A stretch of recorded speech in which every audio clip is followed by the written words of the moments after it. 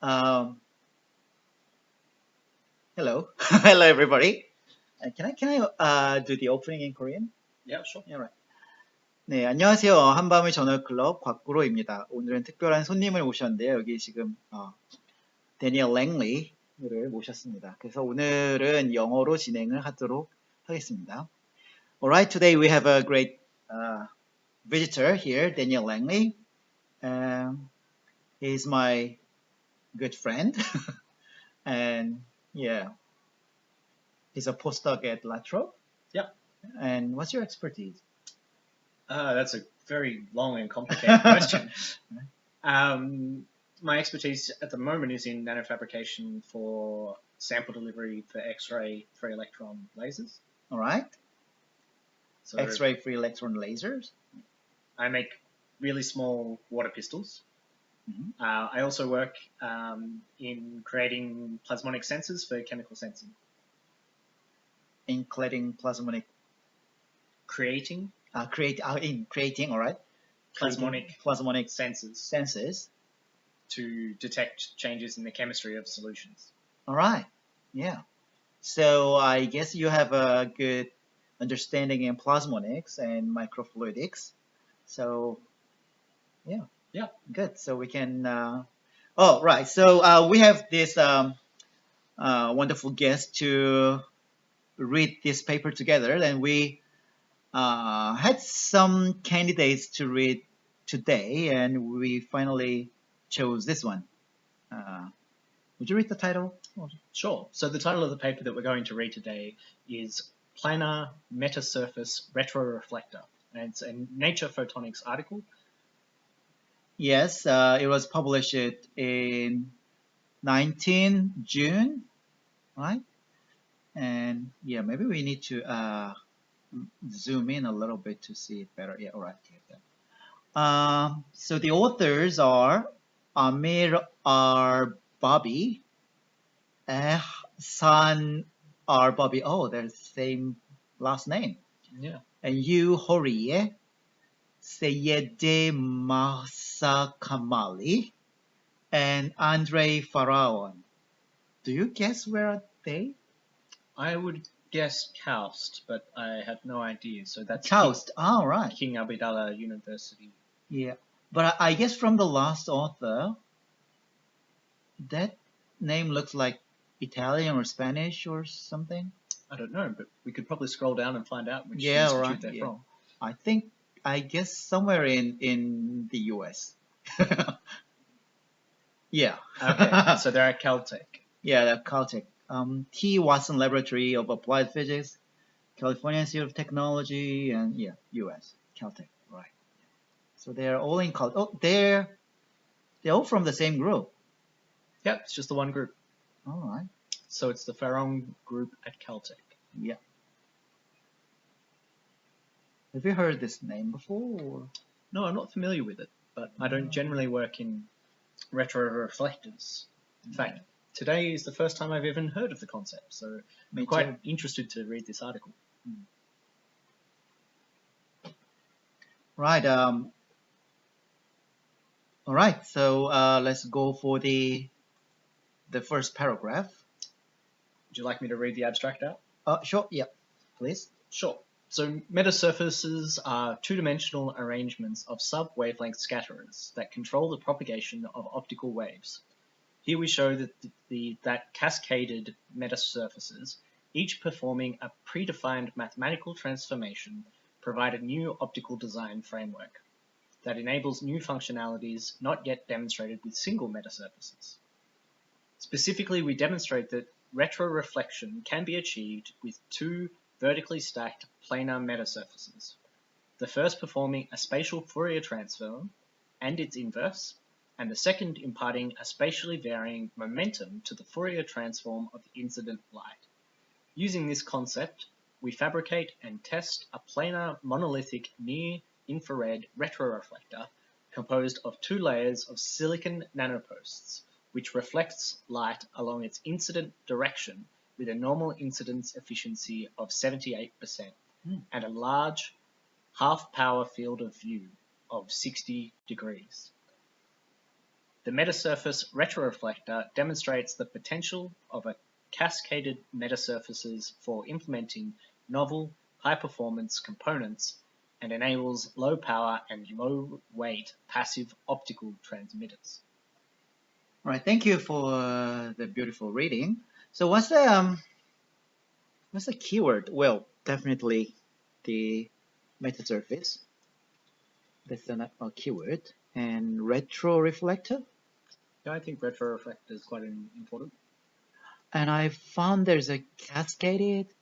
That's one important word. And what else?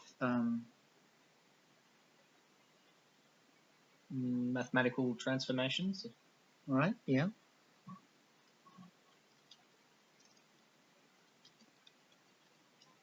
So what it's saying is it's basically double layer metasurface, is it?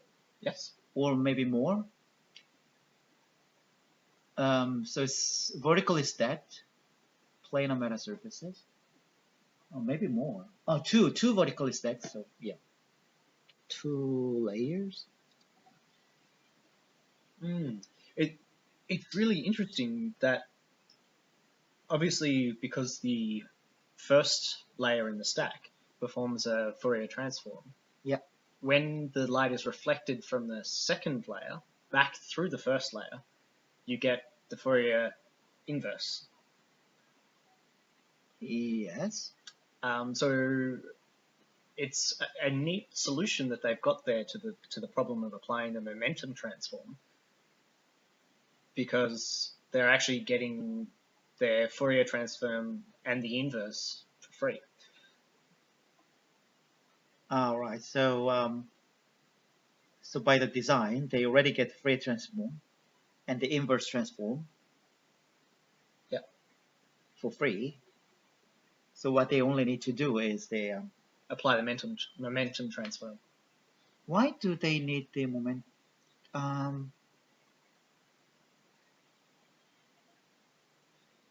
Why do they need to transform the momentum? Because otherwise it will just reflect to the direction and direction. All right, yeah. As a normal mirror, right? Conventional mirror. I am actually not sure why they need the Fourier transform in order to apply the momentum transform, but hopefully we'll find out in the paper.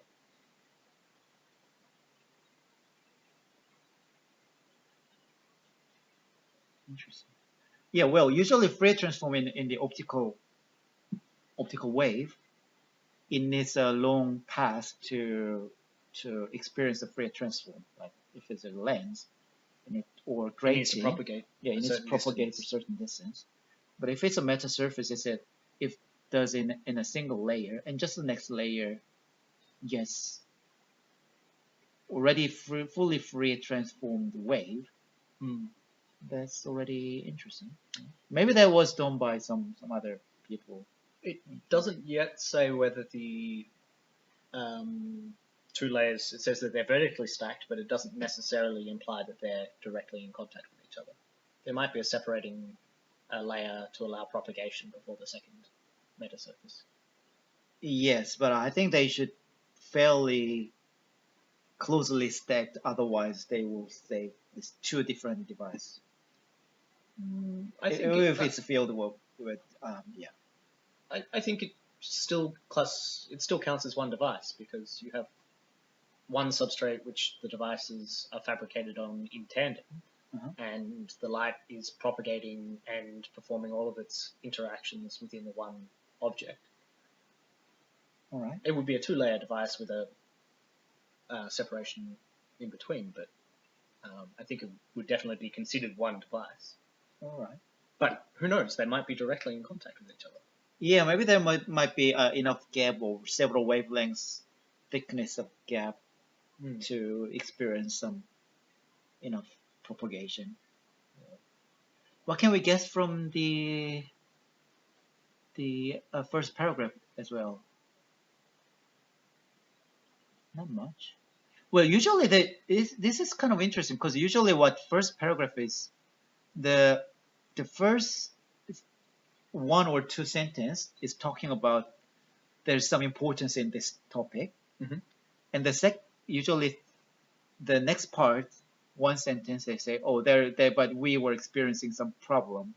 Not we, but the whole literature, whole world, Yeah. scientific world is then the next one is, and well, we've solved it. yeah, here we did something, yeah, to solve it. But this doesn't really show much problem. What is they? They're just saying there's metasurface, which are something, and we do this. So they're not really showing there was an existing problem and they solved it. No, I disagree with you there, because Really? the first sentence says metasurfaces are awesome. Yeah. And then the second sentence says, here we showed that you can put two together Yeah. in a cascaded structure to perform different mathematical operations Yeah. to provide a new optical design framework. So what they've done is they've said in their second sentence that we've developed a completely new field of physics. And that's what this paper's about. Yeah, well, usually, but one sentence before that, here we comes, usually in other papers that they have, well, their metasurface is awesome and it does this, but then the next comes, however, we were struggling, no, the things are, well, Yeah. we wanted to make this awesome thing, but nobody succeeded. Yeah. And here we did. So, but this one is just so direct. All right, yeah. Anyway, so they said they could do the new functionality, which is reflecting the light back to the direction of the incidence, right? Yeah, which is actually quite an interesting. So is there nothing works in that way? I mean, in a big device or conventional optics or something. A mirror normal incidence works in that way. Oh, maybe there is something works in that way, and that the name is retroreflector. I guess we could actually. Yeah, maybe that was. Let's that was Google retroreflector, because I'd never heard the term before. So let's see if there are any other objects, Oh yeah, like a large scale object that acts as a retroreflector. Yeah, so let's put a question mark here. Do you really want to Google? Because This could be a long I night don't. if we dive into all of the details. I don't really Google in the middle of when I read. Okay, Yeah, that's it's fine. all right. Yeah. All right. No worries. We can check it out later. All right. So let's go to figure 1. Where's figure 1? Right. This is figure 1A. Let's zoom in just to see figure 1A. All right, then let's guess what it is about. Well, so how do you think? Well, it's showing 3 different things. Mirror and retroreflector and gradient metasurface. And So it seems to be indicating how a normal mirror works, yes, showing that the angle of incidence is equal to the angle of reflection, yes, regardless of the incidence of the incident light. Yeah. And then the retroreflector is showing that the reflection is the same as the angle of the incident light, which is interesting behavior. Yeah. And then it seems to be implying that the gradient metasurface has a specific angle at which the light is bent from its incident angle. So it seems to be the angle of reflection is equal to the angle of incidence plus some vector Pn. All right. So it only works as retroreflector At a for a specific one, angle. well, yeah, for a specific angle, because it's basically adding momentum to another direction. Yes.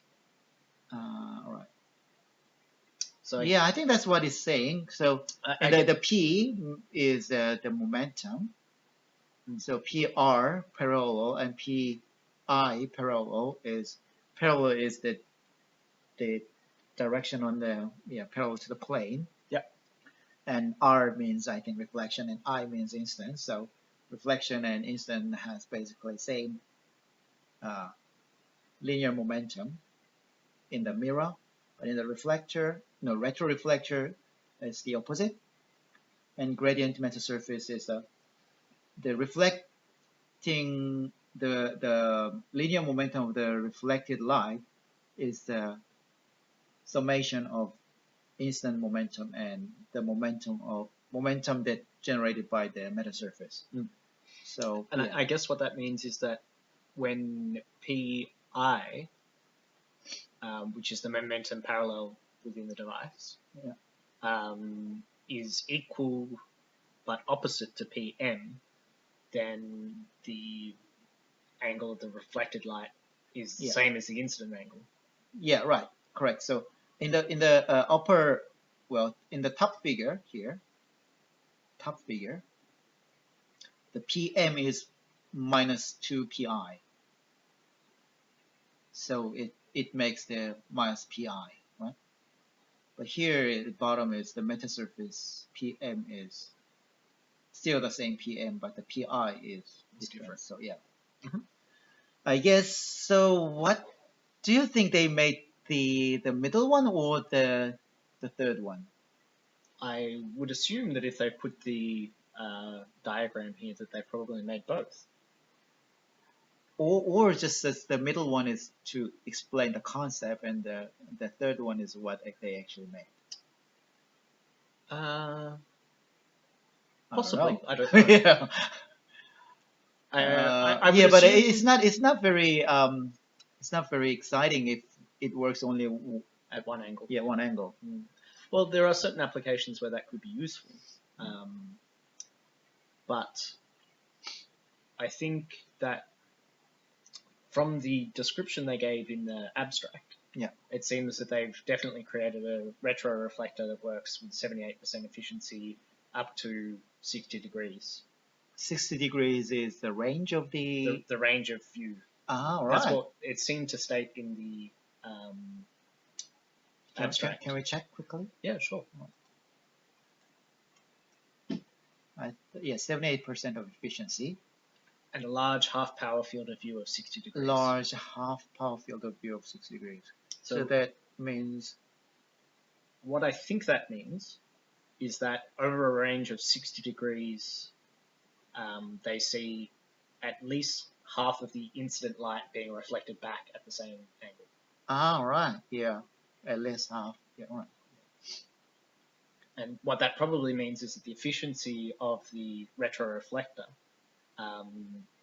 is a function of incident angle, and probably reduces as you go to a smaller angle because the momentum transfer has to be higher and higher and higher, and it becomes less efficient as you go to smaller angle. Right.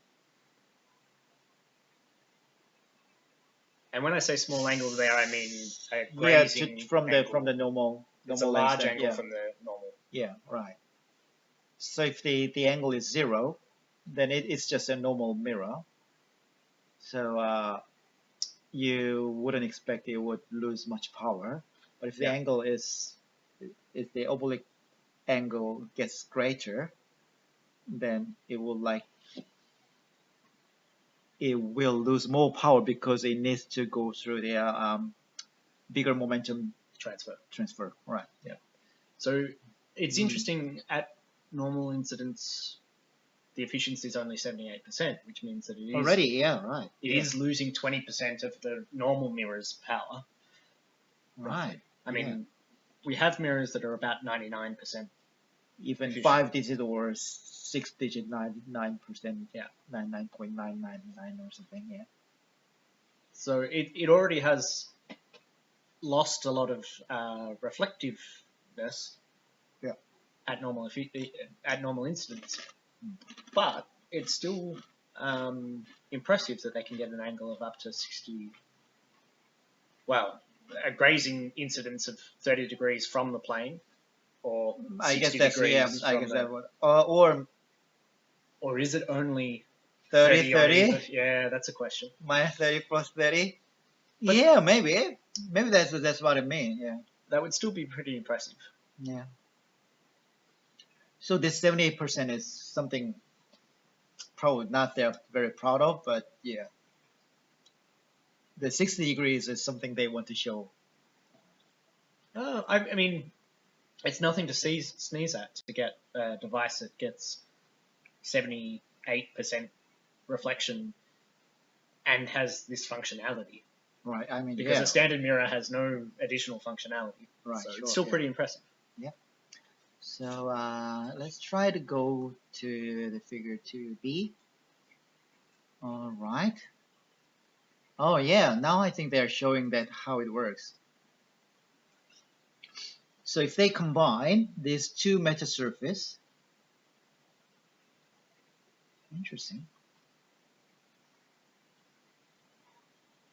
What do you think? Oh, right. I understand.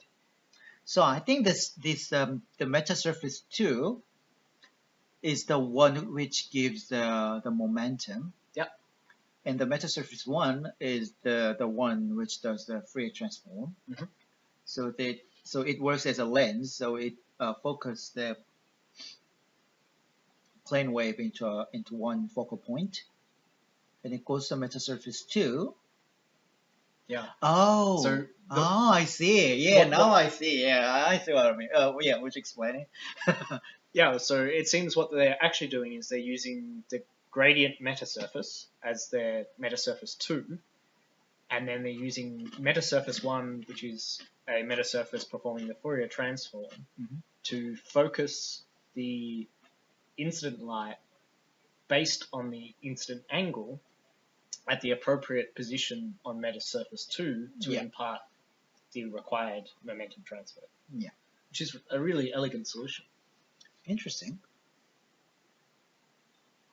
So so for example, if the incident angle is 15, then it will focus on a certain point of metasurface 2. Yeah.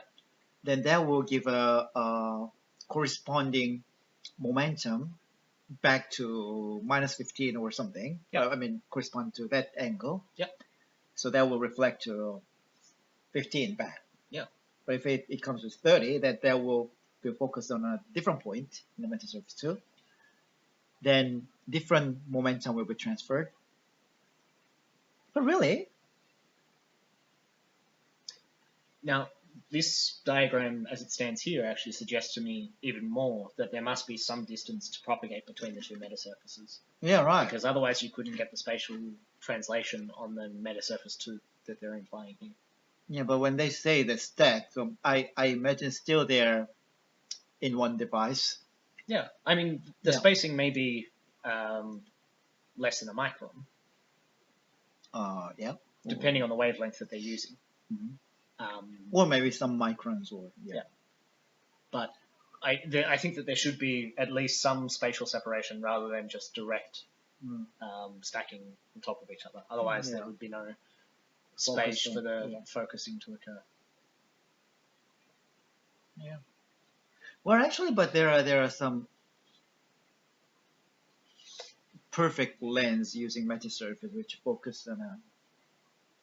So maybe they can use those trick to focus in a fairly short distance from the metasurface one. Yeah.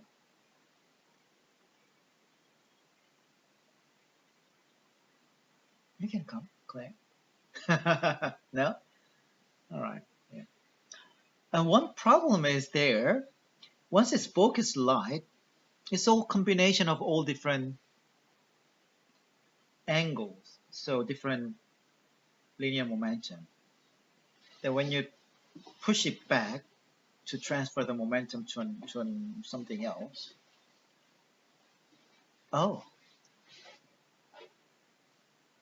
The transform should be the same because once it reflects off metasurface 2, it diverges again, right. and then undergoes the same inverse transform passing through metasurface 1. So the angular contributions gained from the focusing are undone. So in the end, only the momentum transfer received at metasurface 2 is actually imparted to the final transmitting light. Can you read the paper, Claire? No? No? You're not going to read it for us? Oh, please. All right. Oh, yeah, the problem is... All right, yeah. You know this, well, for example, this beam experience small momentum transfer, but this beam has to experience a large momentum transfer. No, So, I disagree. All right. Because it depends on how the device is working, but from my understanding of what we've read so far, I'd suggest that the momentum transfer at this specific location, if this is all focusing to a point on this metasurface, then the momentum transfer is the same for all incident light. The momentum vector of this light is different to the momentum vector of this light. But the incident light all has the same momentum vector. Why? Because it's coming in at the same angle. Oh. So then the transform that occurs here... Going like that. Yeah, it's coming in at the same angle. See, all of these lines are parallel? So that can go to here and that can go to there. Yeah. They can't go to the And other then places. once it passes through this level, this metasurface 1, this black slab of material here, each of the individual beams, based on their spatial position, where they hit the surface, gets bent by a different amount. And then in reflecting off metasurface 2, I think they get the same momentum transfer. See you later, Claire. Or are you going to come back? Or are you coming back? So they get the same momentum transfer at this point, and then they're reflected back to the metamaterial, not necessarily to the same point. So this ray may actually come through here and reflect back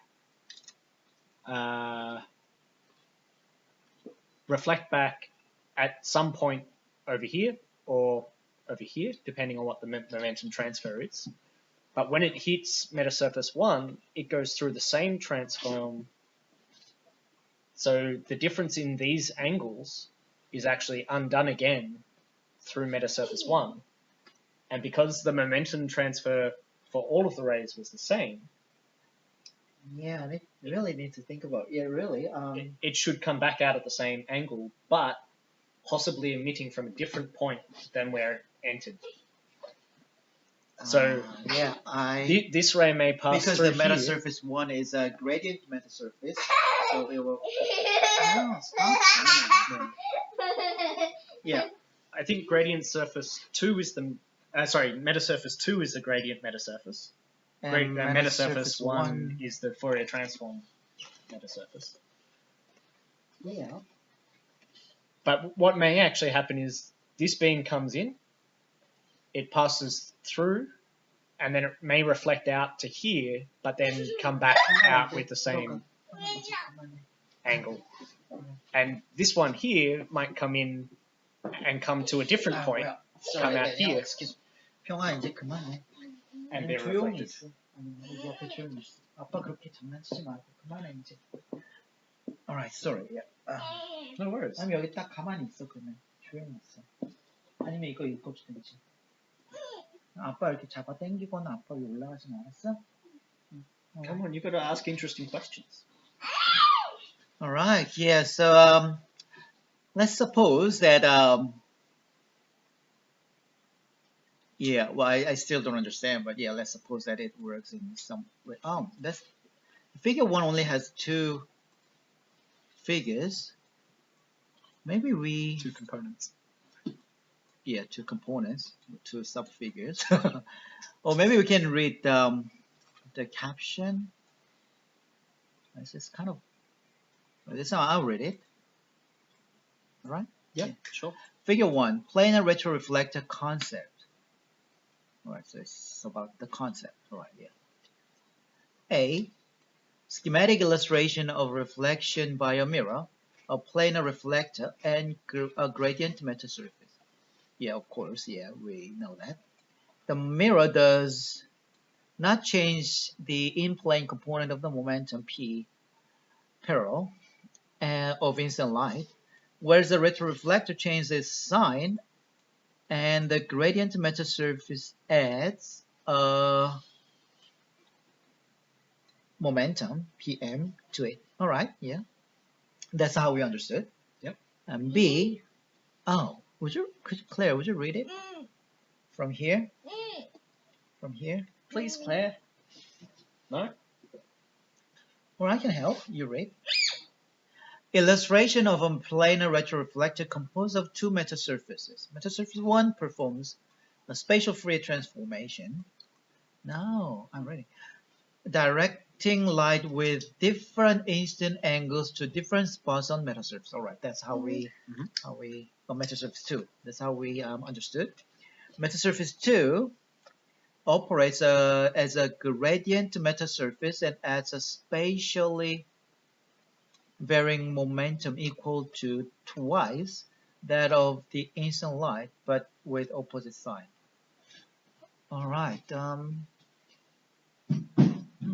Which is exactly how we had assumed it was from the diagram.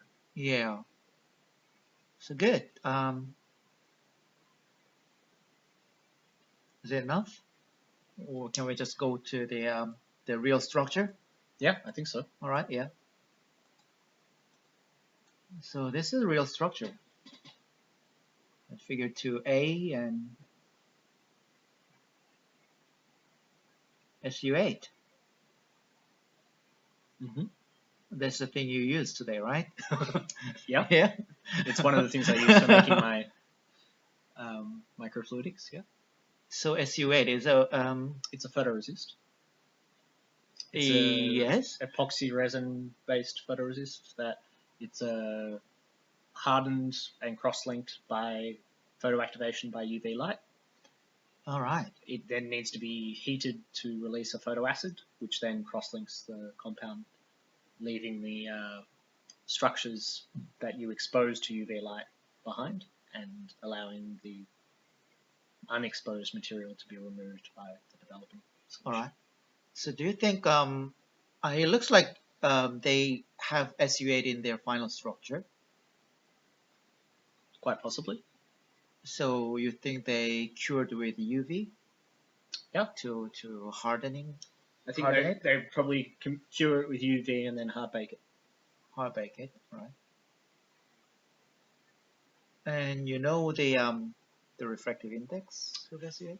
Not off the top of my head. I would say it's somewhere around 1.4, but I'm not sure. Yeah, I guess it should be similar to silica or other polymer resist. Yeah. So 1.3, 1.4, yeah, or maximum 1.5. I don't know why they use SU8. There are many other things they can use. So amorphous silicon, that's what they're saying, on fused silica. Maybe they use SU8 so that it's not quite refractive index matched to provide a phase contrast, which would enable the focusing that they're looking for. Yeah. How do you think they made the amorphous silicon, the structure? I would suggest that they probably used HSQ and did the electron beam lithography to generate fused silica. No, silicon. Sorry, amorphous silicon. Yeah, so silicon, the refractive index of silicon is about 3.4 or something. Yeah. So I think they give silicon to make the high index structure. Yeah. And they put SU8 to make a low index background, low index surrounding. Maybe they did RIE or I don't know. I think. Yeah, I can see that doing RAE would work. Yeah. Or they could do maybe a PECVD? That's the word I was looking for, PECVD. Plasma-resisted chemical and vapor Well, I deposition. think the one thing is, it looks like the top layer should be very smooth. That means they so it shouldn't make a bump on top of silicon. It's possible that they made the top layer first and deposited the silicon into it. Really? It's possible. All right. Yeah. We're kind of guessing at the fabrication. Because in order to get a conformal coating with SUA on a complex structure, it would be very difficult because SUA is quite a viscous material. All right. Yeah. So it would be less likely to fill all of the gaps and form a smooth layer. So I think it would be easier to fabricate by photostructuring the SU8 layer and then depositing material into that and then transferring it to the fused silica substrate. Yeah, then how do you remove the rest of the silicon that deposit on the other places?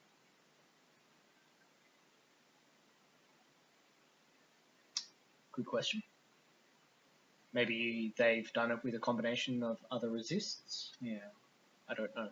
Or maybe they've just put a very thick layer of SU8 over the top of their device. Yeah, maybe it doesn't really matter that they have some little bump, on that. Right, yeah. Because if the SU8 layer is several tens of times larger than the silicon layer, yeah, then the bumps too much, propagate out. Yeah. And you can probably rely on the self-leveling of the SU8. So this is one of the metasurface. It doesn't look it's two combined. So do you think it's Metasurface 1 or Metasurface 2? Yeah, that's the question. I don't know. I guess it's 2.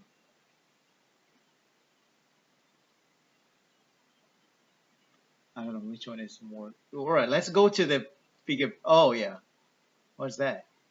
They flipped it upside down and put gold on it. All right.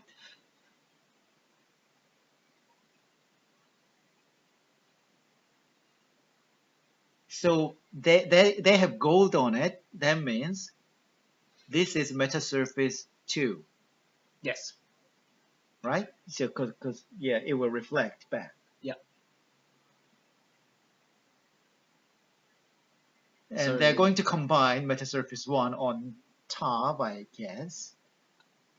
I think the amorphous silicon layer is your Metasurface 1. Really? I think. And where's Metasurface 2? Well, I think Metasurface 2 is the gold film. Really? But I'm not sure. Maybe this is just how they make Metasurface 1 or 2. I think it's Metasurface 2, and they have Metasurface 1 somewhere else. Okay. What is that? That's the fused silica. So this green thing was fused silica. So right, the green thing is fused silica, and the gray thing is SU8. And the red is amorphous silicon. Yeah. And what's that? So it's showing the transmission properties of that film as a function of the diameter of the fused of the silica, amorphous silicon. Sorry. Yeah. Sure.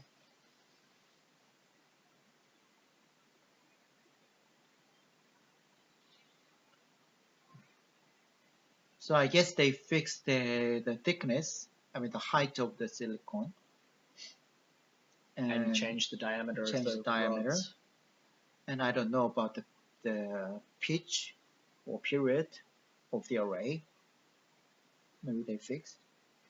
It doesn't say, but yeah. But they're not measuring based, obviously not on one rod, but they have an array of a rod. So blue line is transmittance and the green line is the phase over 2 pi.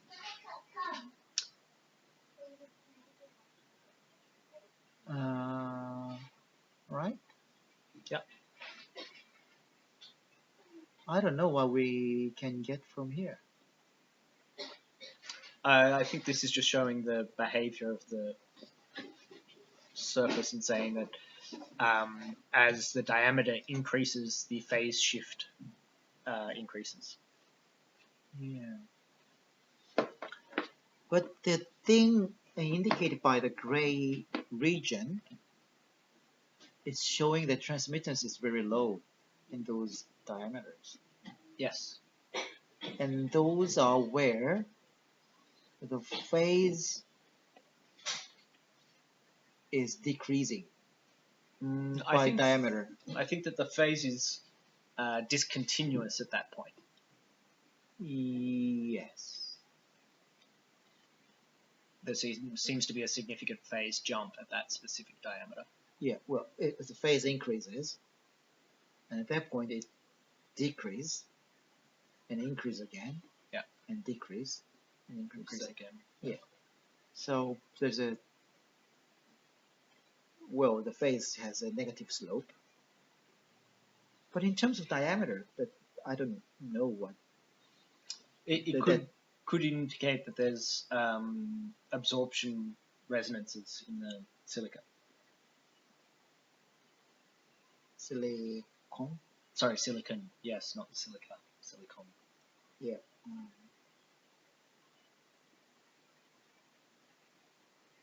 Did they fix their wavelengths? I guess, right? Yeah, they would have. Yeah. So somewhere invisible, like 600, 700 or something. It's probably mentioned in the caption. Yeah. We'll get to it. All right. But I would suggest maybe what's happening there is you get at a particular angle, you may excite a resonance in the structure because the momentum of... Oh, no, this is an angle, is it? It's just diameter. Yeah, and it's normal instance. So maybe at a particular diameter, you excite resonances in the... If those were equally spaced, right. I would say it was a harmonic resonance in the silicon, but I don't know. Let's find out what they say. Yeah, all right. So it was a transmittance. Oh, Daddy, hey. Sorry. Let's see reflectance. Oh, okay. So one of those peaks is explained now. How? I don't know. Well, does the diameter there match? All right. This is 225. Yep. I assume that's 225. All right. Yeah. So one of them is explained by reflectance, but the other one's... Upon a time, there was how is it explained? Well, that was the... Interesting. Because at that wavelength, the... they measure the reflectance. Yeah. By putting the gold on bottom. Did you recognize it? Yeah. Ah, I see. And this is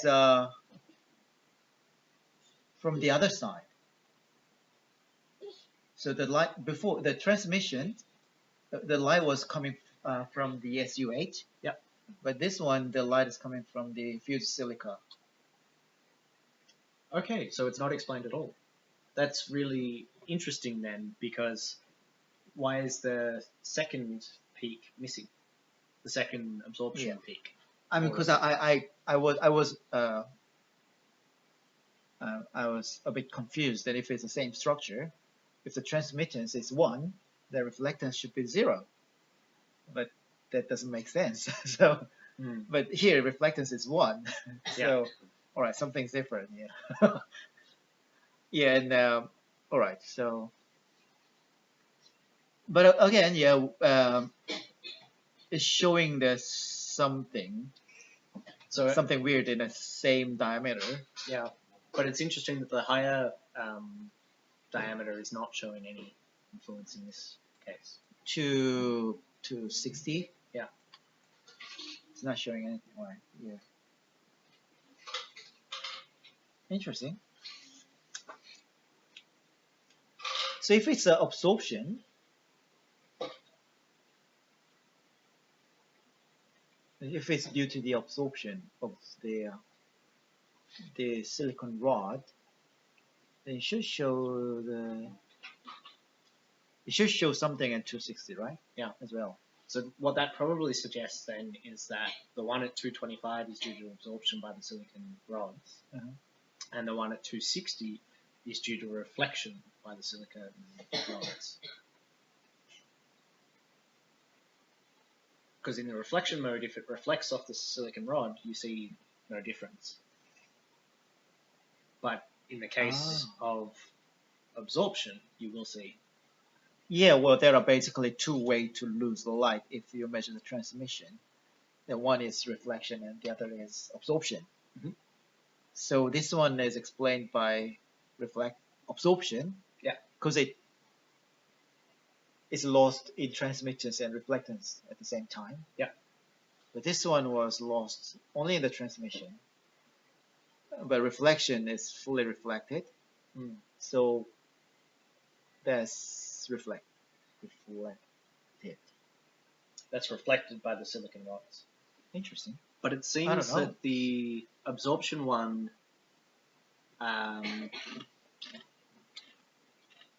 is, so the one at 225, it's only partially absorbed. Most of it is still reflected. Because if you look at the reflectance here, the reflectance only drops to about 0.8. Shouldn't it, if it's absorption, shouldn't it absorb more in the reflectance measurement than transmittance measurement, because it experienced twice? That's actually what I just said. Yeah. So yeah, that's how I understood what you said. Yeah. So what it's showing is that at 225 you're getting some absorption. Yep. But it's also being reflected. Right. Yeah. So it's absorbed and a lot reflected. Now here, right, reflected are measured here. So, right, yeah. So maybe this 225, I guess, is related to the wavelength. What? I would think. What one? Because it's a diameter of the What one, Daddy? silicon. What one? This one, this gray thing. I would say so, yeah. Yeah, so it's a resonant mode of the What related one? to the resonance of that particular wavelength. Yeah. What one? It is interesting though, because in the abstract they said that the light the object acts as a retroreflector in the near infrared. Oh, near infrared. I think that's what they said. Or was that when we were reading that? Sorry. 2-pi phase shift from the other article. Oh, we just quickly. Maybe we can go back to the abstract. Yeah, let's check that out.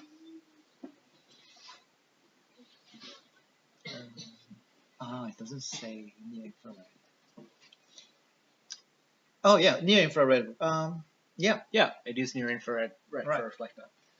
So that should be significantly different from 225.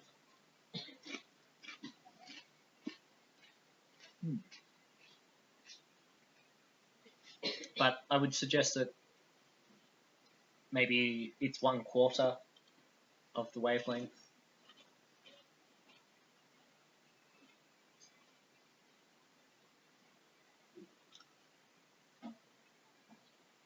because infrared goes from about 860 to about 1.2, 1.3 micron. Yeah, usually silicon has absorption up to something like 1 micron or 1.1 micron. Mhm. Then from there, silicon, well, obviously at 1.5 microns, it doesn't have absorption. Well, maybe it has very tiny little bit, but yeah. Basically, we think it's transparent for 1.5 micron. Mhm.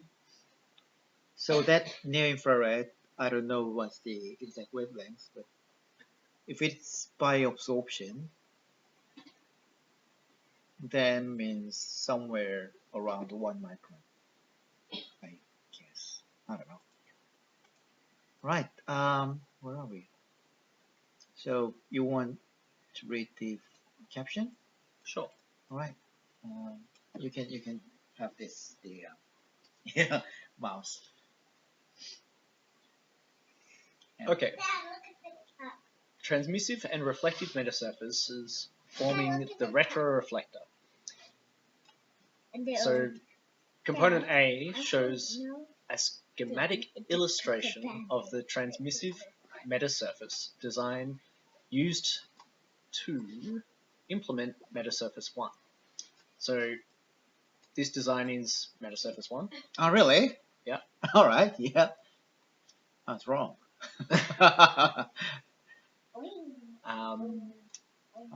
Okay. And then B is similar to A, but for the reflective metasurface design used to realize Metasurface 2. All right. I was right. I don't know. I was wrong or right. Yeah. I would just say I was right. Yeah. The reflective metasurface is similar to the transmissive one, except for an additional gold layer deposited over the SU8 cladding. Yeah. C is the simulated transmittance. It's not actually measured. Oh, I see. That's why it's so smooth. Yeah. Yeah, I would recommend. And transmission and phase as a function of nanopost diameter for the transmissive metasurface shown in A. For D, the simulated reflectance and reflection phase. As a So function their of structure are nanopost different. diameter. No, they're not different. Yeah, but just. Yeah. Well, no, they're not different. They just have the gold reflector. Right. The nanopost diameters corresponding to low transmittance in C or reflectance in D, which are highlighted by grey rectangles, are excluded from the designs. All right, they excluded. All right. The nanoposts are 600 nanometers tall. The lattice constant is 450 nanometers, and the simulation wavelength is 850 nanometers. Yeah. So, see map for simulation details. Yeah. Yeah. So I assume that if it goes higher than, longer than 1 micron or significantly longer than 1 micron, then it doesn't experience any absorption. So I expected some wavelengths around there. Yeah. 850. That's fairly close to the visual one. Yeah. okay. Good. What else we still don't know? Well, I'm still not sure whether this is indicating Metasurface 1 and Metasurface 2, or whether it's indicating Metasurface. So, sorry, the question I'm asking is Metasurface 2 just Metasurface 1 with a gold reflector? I think so. Then I'd be really interested to understand how the mathematical transforms that are being performed can be so different. Well, I would say they have same unit cell structure based on the SU8 and silicon nanopost, but they vary the diameter of nanopost, so designed differently. So, for example, here they can change the phase from 0 to 2 pi. Yeah. But they excluded this part to design. But anyway, they can fairly broad range of phase change here. Mhm. And for the reflection as well, they can change from 0 to should be 1 in this sense. For the red graph, it should be 1, I think. Yeah, but anyway, yeah. So they can choose different diameter to make different phase change. So I guess then the way that works is that in Metasurface 1, they pattern the positioning of the rods so that depending on the incident angle, the phase the momentum transfer results in focusing to different locations on Metasurface 2 to provide different momentum transfer on the reflected light,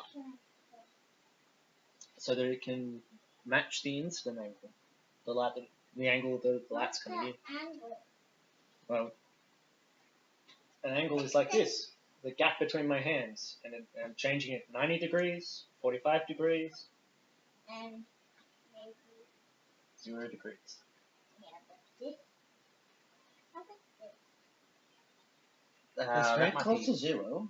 Could be 1, 2, This big one? maybe that's 0.5. I don't know. All right. So near infrared, how much was it? There was It was 850. 850. Well, in the simulation at least.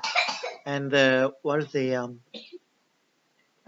lattice constant? 450 Was nanometers. 450. Sorry. I think so. Yeah. Nanometers. And the height 600. of nano pulse 600. What else? What number was there? They're all right. And I think Hey, the lava one. I'm sorry, that was me. Yep, that's all the numbers. 평아 이거 태블릿 잘 챙겨. 태블릿 잘 챙겨. Yeah. Sorry.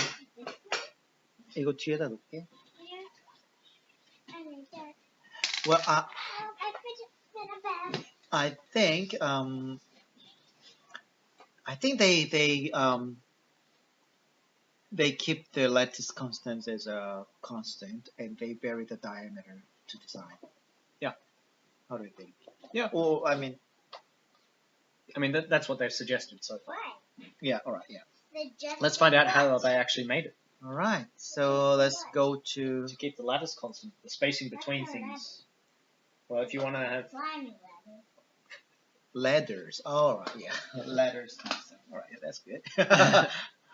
Oh yeah. That's now we're on figure 3. Figure 3A. Glass substrate. 500 microns. All right. Now our question is answered. Yeah. The separation between Metasurface 1 and 2 is 500 Dad, micrometers. can you see these like things? Yeah. Thingies? Yeah. So that answers the question of whether the... Hey, when are They're you going spatially to go separated. to your home? All right. When is he going to go to his home? Oh, he will sleep here. What? No. All right. Well, anyway, you're always welcome. Welcome to stay at night. Thank you. Yeah. All right. So 500 micrometers. That's pretty far. far. Yeah, that's pretty far. That's about 500 or even more.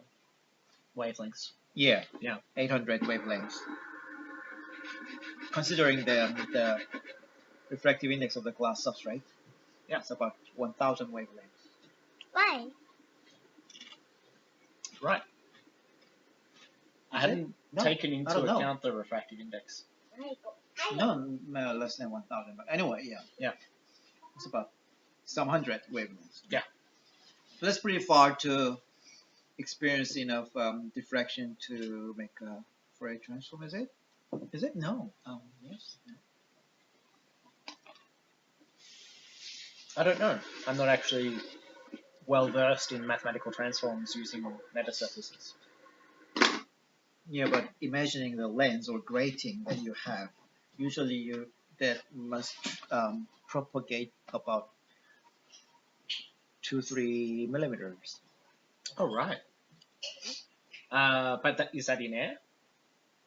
That's in air, and that's already very short focal distance. Right. Some conventional lenses, their focal length is about 10 millimeter or 20 millimeter.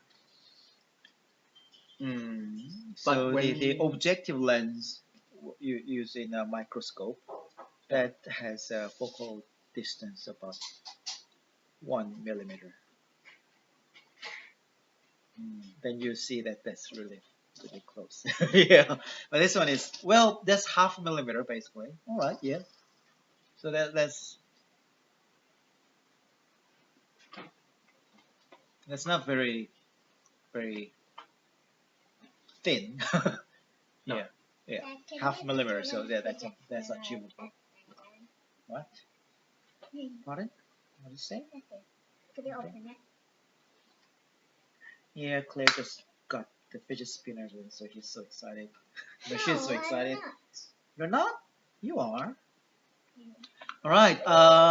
So this is explained, but what's interesting is this is not very well. That's pretty wide, 600 micrometer. Yeah, that's again half a millimeter. So that's It's in a terms of huge metastructure. yeah, right, yeah. With the lattice constant of half micron. Yeah. That has about 1,200 structures in it. Oh, it's beautiful. Oh. What's that? They is it something nice 3D 3D rendering to 3D graphic, or I think it's not a real image. Oh really? Or I think is it it is. a real image? It does seem to be a real image. Really? Oh. This one whole thing is Metasurface 1, and this whole thing is Metasurface 2. Yeah. And if you zoom in, then you will see the nanostructure. Yeah. Oh. So then there's a real image with a nice camera. Yeah. It seems to be taken at a slight angle, so you can see through the glass. Yeah. And you see the reflection of Metasurface 1 in the Metasurface 2. So you mean the third one here at the bottom? What is that? That's the reflection of Metasurface 1 in the glass interface of Metasurface 2. Why? Not from the structure of Metasurface 2, but the light that's coming from behind the substrate, from the light that is coming from over here and passing through the transparent glass.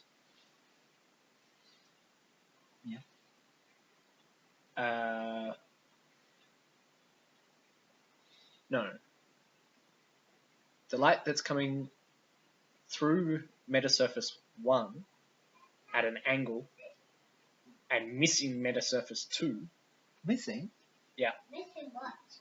Oh. So, right. Can I open Paint? I don't know. Oh, actually, we can just do it here.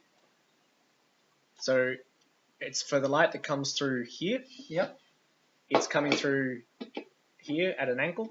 Yep. It's hitting here and reflecting back out here. And that forms a third object that appears to be here. So the Metasurface 1, the image of Metasurface 1, which is directly reflected by the gold reflector without hitting the Metasurface 2. Yeah. All right. So yeah, that's that's the one. just from that transmission there. Right. So it appears to be here. Oh, I see. Yeah, I understand. Oh, really? Yeah.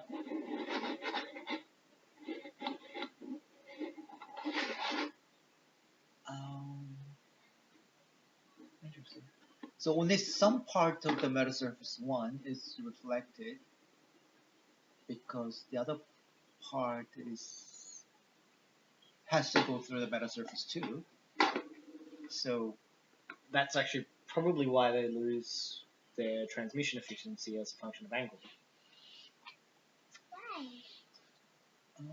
Because as you increase the angle, more of the light is passing directly through and missing metasurface 2. Yes, but I think they only measured the component which is reflected by the metasurface 2. Dad. Well, because anyway, they're not measuring in this area. No, that's what I mean. That's why they lose efficiency as the angle gets larger.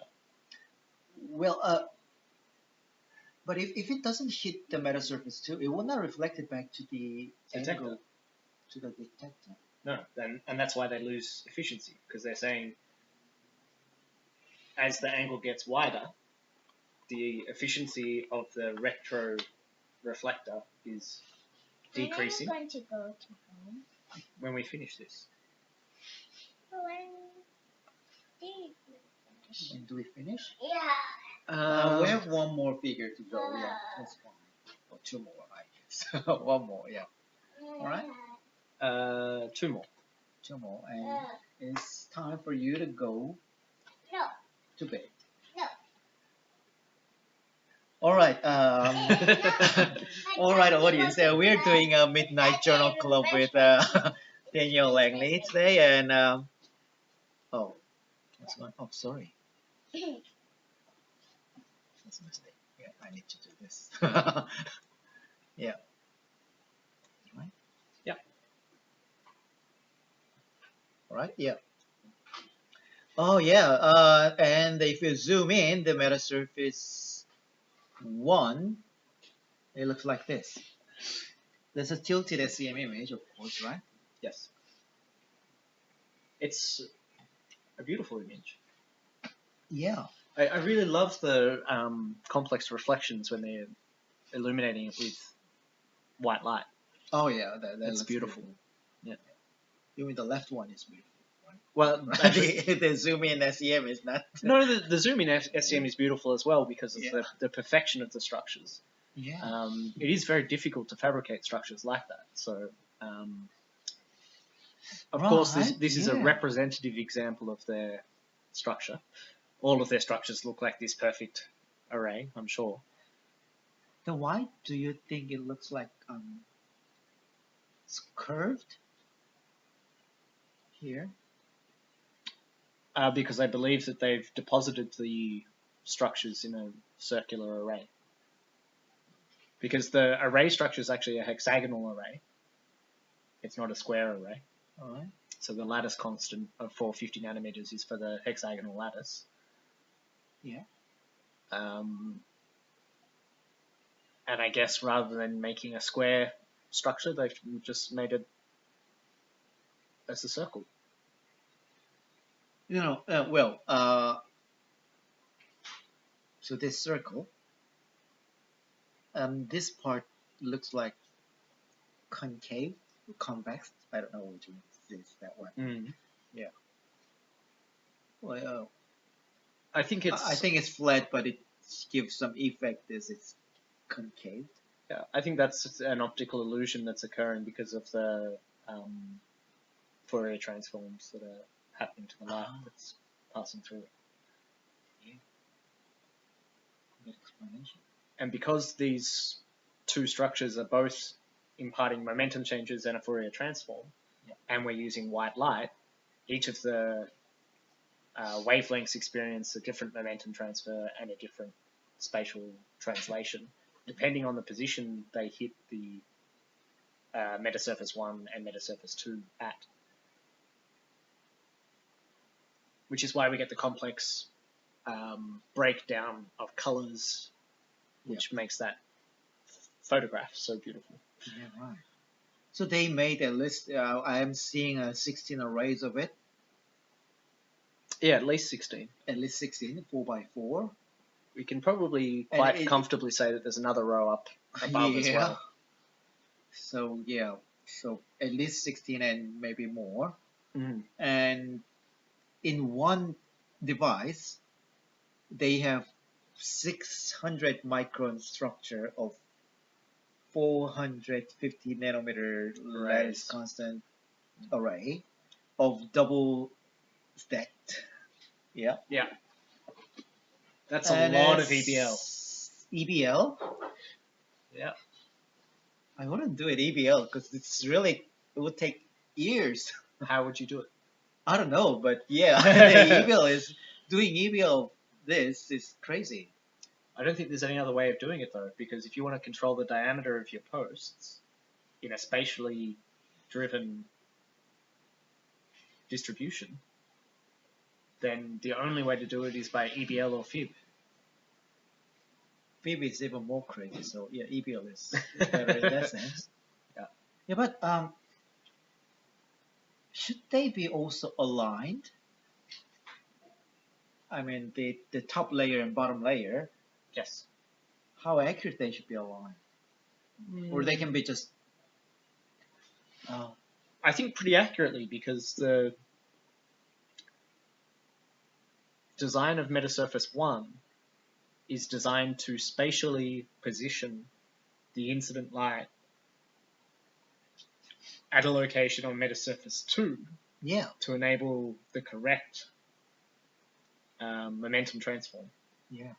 So is it really fabrication? How to call it? Well, intense fabrication is required, or is it? Yeah. I mean, I guess what they probably did was use photolithography to define front and back alignment markers. Yeah. And there you can reasonably easily produce less than half a micron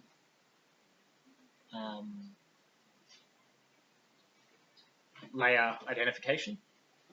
So that would enable them to get less than half micron. Yeah, overlay pitch. Accuracy. All right. Within one pitch. Yeah. Yeah. So I think that's reasonable to assume. But yeah, you definitely can't do photolithography for the fabrication of this structure, because these, if we have a look back at the figure here, the diameters of the rods are lower than the wavelength of UV light. Yeah. So still, there are semiconductor company they do that, but but it's a different story. Yeah. I know. Yes, you're right. Maybe they're using. I mean, they do. They put all different techniques to make it possible. But yeah.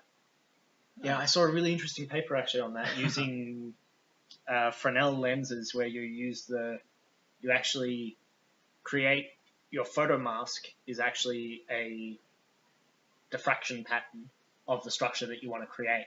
Oh, really? And then you put the light broadly across the entire device, and it creates the interference pattern that is projected onto your substrate makes a sub-wavelength. Really? I mean, still, if it's interference pattern that doesn't go into the sub-wavelength regime.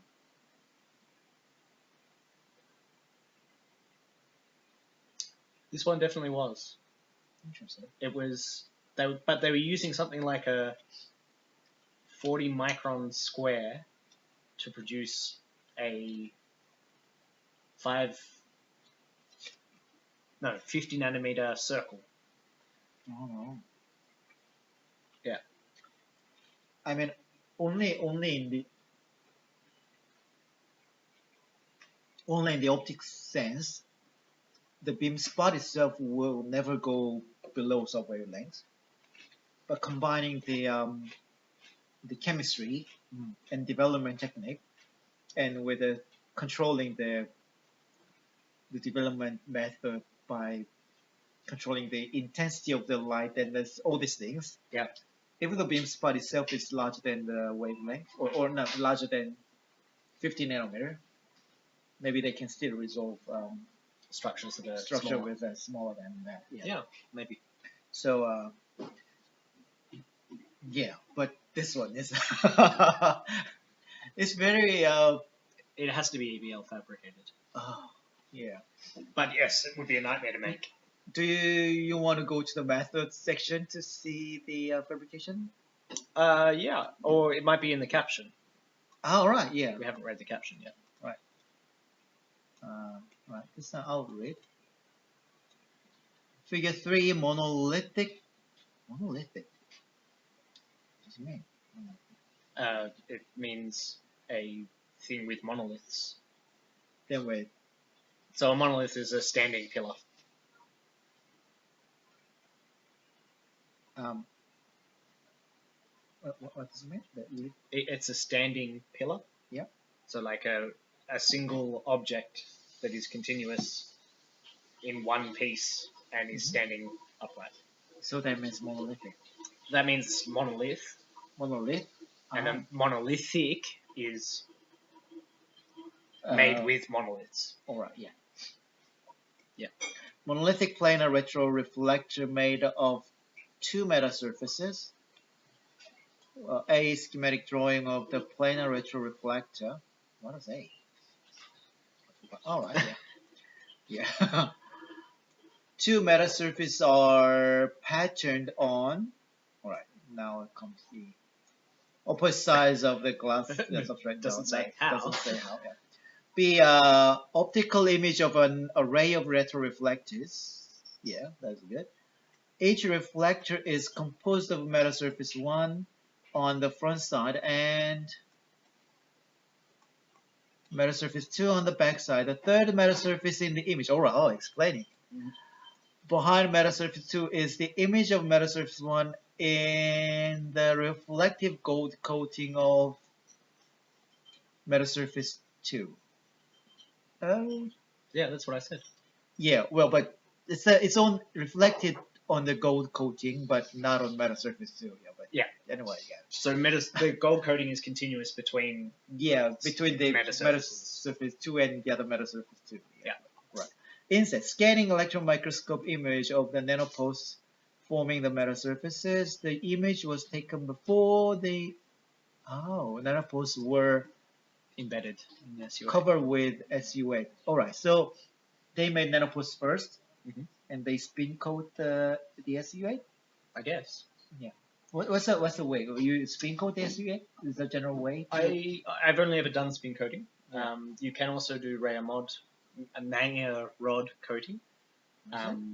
It's where you have a grooved rod that you roll across the surface, and it produces very uniform films. Really? Yeah. It's like but it's more for like large scale production. It's like rolling a roll on a kind of like a roll of ink. Yeah. Yeah, roll of ink usually. Roll of ink, yeah. So it's one of the things I do for screen printing in some processes to create the uniform film on the screen, which is then transferred to the shirt or something like this. You can do that with Mayer rods. I think that there's also yeah, of course, for a large scale, like half-meter wide thing that you cannot spin. Well, maybe you can still spin coat, but that would be painful. Yeah, for roll-to-roll processing. Yeah, Mayer rod is the standard technique. All right. But I guess this one they spin coat it. Yeah, I have heard people talking about spray coating SU8. Really? But I've never seen it. So I don't know. It doesn't say how they fabricate it. Do you want to go for the method for fabrication? Yes, I do want to. Let's do it. Let's find out. Where is it? We're guessing too much and we don't really. Oh, There right it is. now. Here. What? That's not fair. Why? This is the online version, wasn't it? I don't like it. Yeah, that's inappropriate. I mean, to see in this in the online version, I should go through the VPN and this thing. So I don't. All right, that will be a question that we have to Yeah. find out later. Fabrication. Just do a quick search. EBL.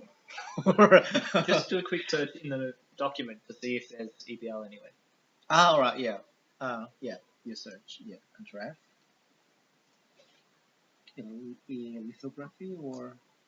Let's just try EBL. There's There's 5 times. Right.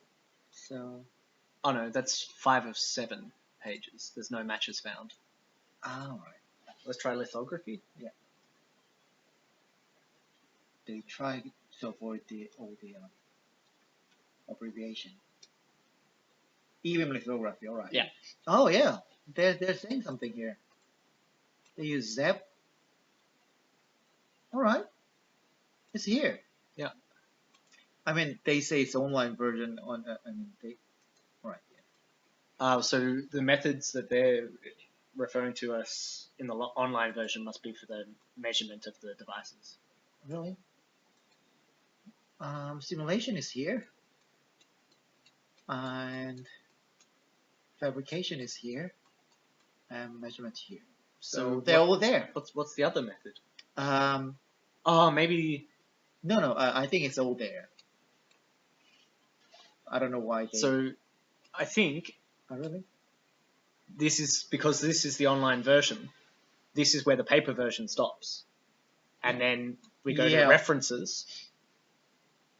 If you scroll down now, we go to references, and then on the page after that, we have the actual fabrication details. Yeah. So that's obviously to comply with the length restriction of the published paper version. Yeah. But they've included it in the electronic version. Yeah, Nature Photonics, they still print this thing, so yeah. So they don't include this. Okay, so it is good that the methods is here. It's still in the PDF. All right, yeah. All right. What we can see here is. So they did use PECVD for the deposition of the silicon. What is it? Plasmonics is chemical vapor deposition. Yeah. Just. For what? That's for the deposition of the silicon. Amorphous silicon. All right. Yeah. 16 nanometer thick layer, and they use ZEP, even resist, spin coat, and RIE. That they did RIE or what's that? So the developer, then they put a layer of aluminium oxide, and then Really lift off. Yeah. So they put the aluminium oxide to act as a hard mask, and then they dry etch the silicon layer using Bosch process. Yeah. And then the aluminium oxide was stripped by using ammonium and hydrogen peroxide. Right.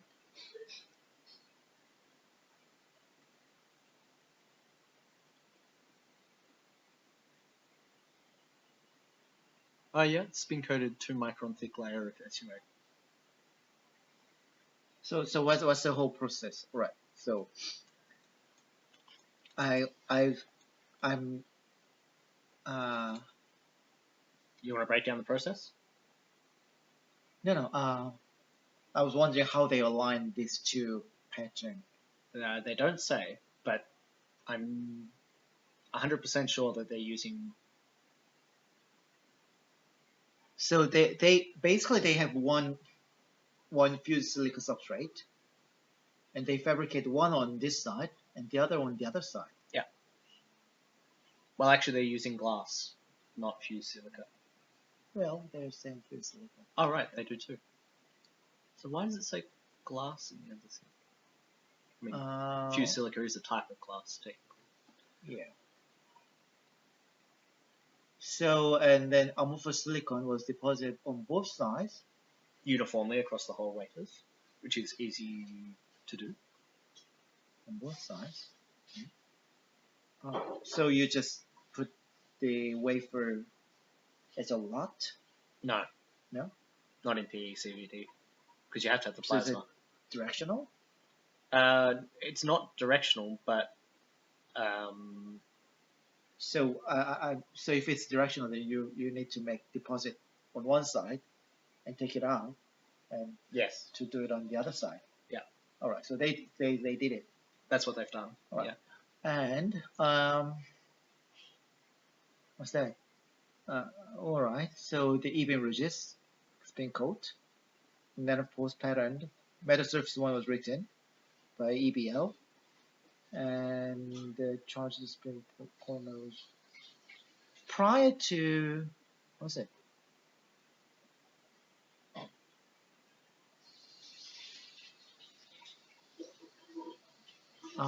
This is the e-spacer. That's called e-spacer, or 60 nanometer of e-spacer. That means they did EBL on silica substrate on silicon. Well, silicon is on silica substrate, and they coated the e-beam resist. So there is no not enough conductive layer in the structure. Maybe amorphous silicon will be conductive, but not enough. So they needed another conductive layer to avoid the charging electron charging. So that's what they're saying here, to prevent pattern distortion due to electrostatic charging. Yeah. So this 60 nanometer thick layer is e-spacer, something called e-spacer. Well, it's actually AquaSafe. It's from Mitsubishi Rail. Yeah. Maybe e-spacer is a product name. I don't know. E-space is probably a product name as well. Yeah. So yeah. But it's the same as, I mean, at the MCN we use chromium. Yeah, 30 nanometers of chromium. Yeah, so we use chromium, but it's also a quite well-known technique that they use conductive polymer, basically. Yeah. And it's easy to remove. Yeah, and it probably has less of an interaction with the electron beam, incident electron beam, than the chrome does. Yeah. 60 nanometer. Because most polymers are made with carbon, so having a lower having a lower electron density means that the scattering from that layer will be much lower. So they're conductive enough to avoid the electrostatic charging, but they're not very they don't have too much free electron to cause problems. Yeah, some other effect. Yeah. Right. After the lithography step, the charging dissipating layer was removed. How? Well, and the resist was developed in a developer. So the dissipating layer was removed in the developer. Oh, really? That's cool. Yeah. All right. And a 70 nanometer thick layer of aluminum oxide is supported by lifting of the. So they use aluminum oxide as an etch mask, right? Yeah. Why? Because it's resistant to the Bosch process.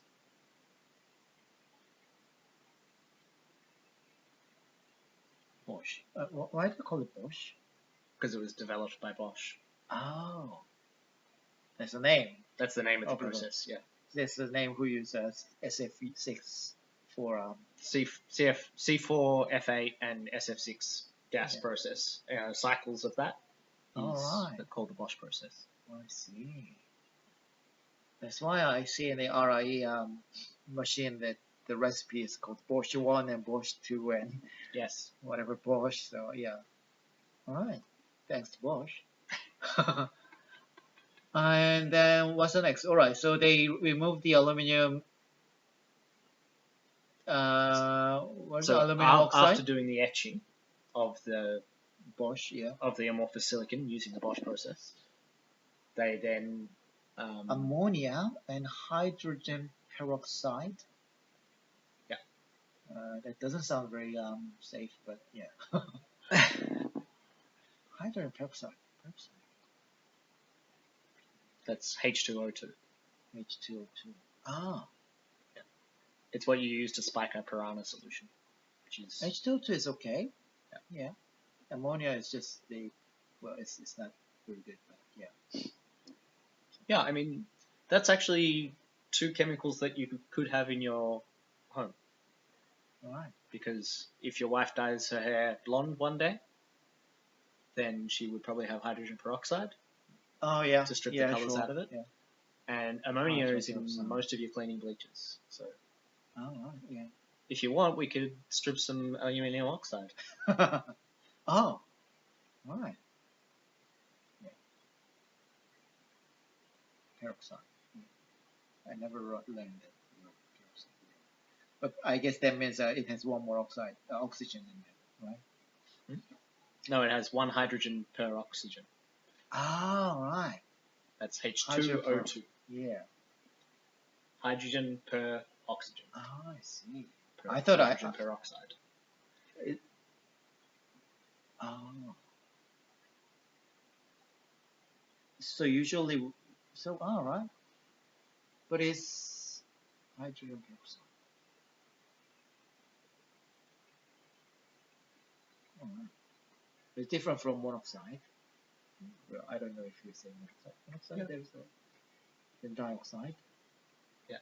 But peroxide is. But since the hydrogen is not it's one hydrogen, it's more than one. So. Yeah. But why? Well, you can say hydrogen dioxide. No. You could say carbon peroxide for carbon monoxide.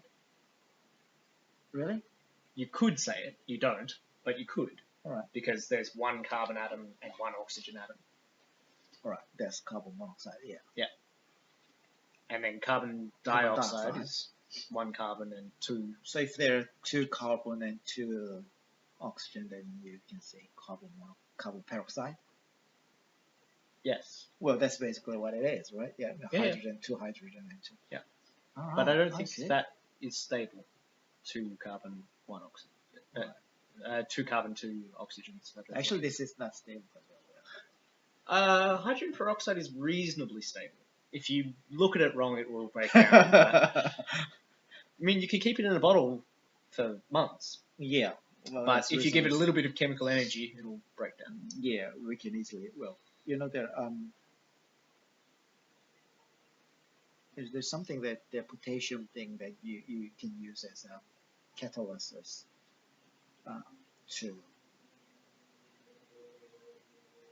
to make that reaction faster. That it will separate into water and oxygen.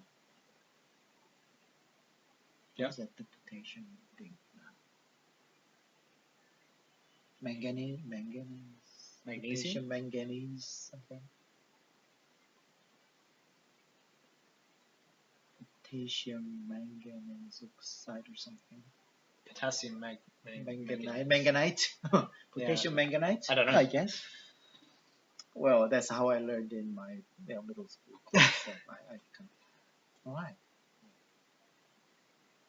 Well, anyway, the name here in Korean translation is we have excessive oxygen, then water. So that's the word we have for that molecule. So, right. Excessive oxygen. More oxygen than water. Yeah. Yeah. So that's what we name it. That's really interesting.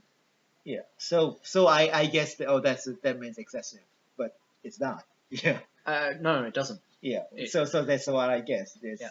But it doesn't mean that. Yeah. No. All right. Where are we? Yeah. All right. Yeah. So they removed the what is that? Aluminum dioxide? Aluminum oxide? Aluminum oxide. There shouldn't be dioxide. It's Al2O3 or something. Right? Yeah. So it's it's dry oxide. It's Tri- dialuminium trioxide. Dialuminium trioxide. Yeah, all right. It's like, did you see the thing on the web a couple of years back? What? People were saying that McDonald's should be boycotted because they're adding dihydrogen monoxide to their Coke. Yeah, well, that's not good because that reduces the the density, or I mean the sugar content. Yeah. But it's a Coke syrup which you add water to normally. But Yeah. McDonald's should be sued because they're adding dihydrogen monoxide. Yeah. Yeah. It had people up in arms for a day, and then everyone realized that it meant water. Yeah, well, it's better they didn't put the hydrogen peroxide there. Yeah. Yeah. All right, to protect the nanopods, the damage general.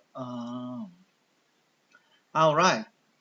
So for the aluminum, to removing the aluminum aluminum oxide thing, Mhm. there's a chance to damage the other side. So they coated the SU8 to the other side, right? No.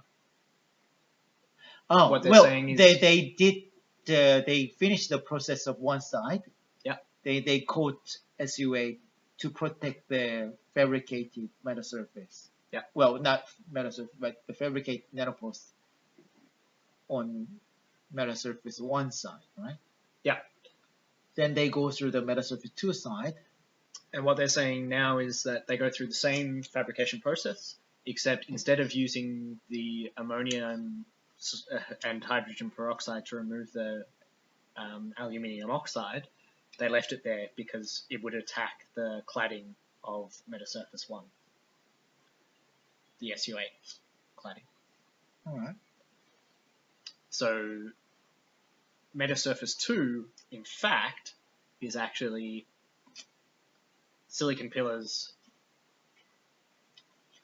and then coated with gold, and between each of the pillars is a layer of aluminium oxide. Really? So it's not SU8? No, it is SU8 covered as well, but what they're saying is that in this structure, Yeah. in each of these gaps, right. there's aluminium oxide. So the edge mask is still there. It's And they incorporated coated- into the structure as well.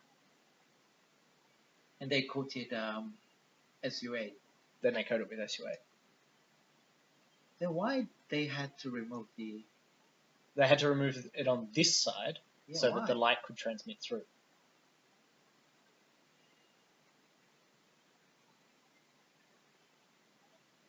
So But it should still need to transmit through there as well. maybe it's not as critical as the surface one, yeah. Alright.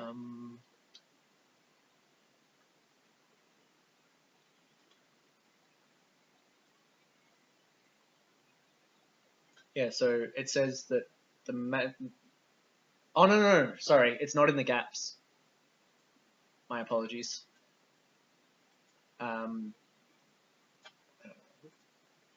Here. It's not in the gaps, it's on top of the posts because Yeah, they're sure. protecting That's how I the understood. silicon. Yeah. So the edge mask is still there. Yeah, the edge So the mask is still there, but yeah. the gaps are all the way through. Sure. Yeah. So it doesn't matter at that point because the silicon is blocking the transmission at that location.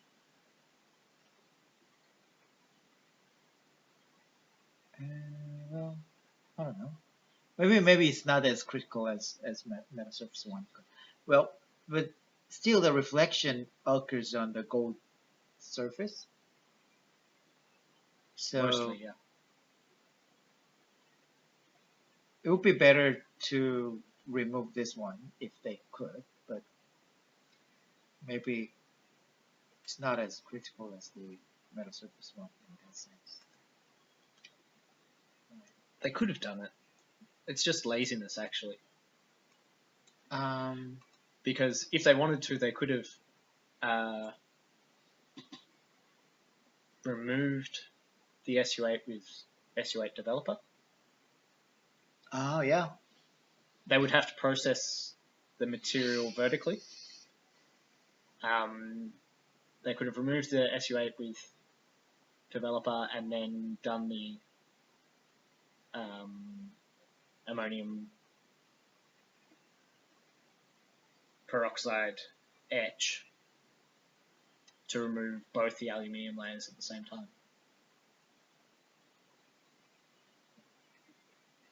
But they would have had to be much more careful.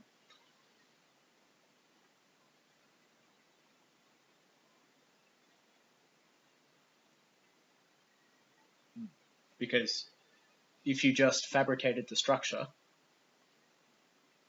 on this side and didn't remove the aluminium, then coated it with SU8, then fabricated the structure on this side while it still had the aluminium there, you then dip it into a bath vertically, so the solution comes down on both sides, and neither the top or bottom is touching the base of the solution.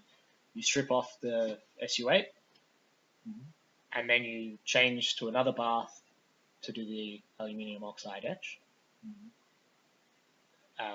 Then they could have had their structure clear with no SU8 or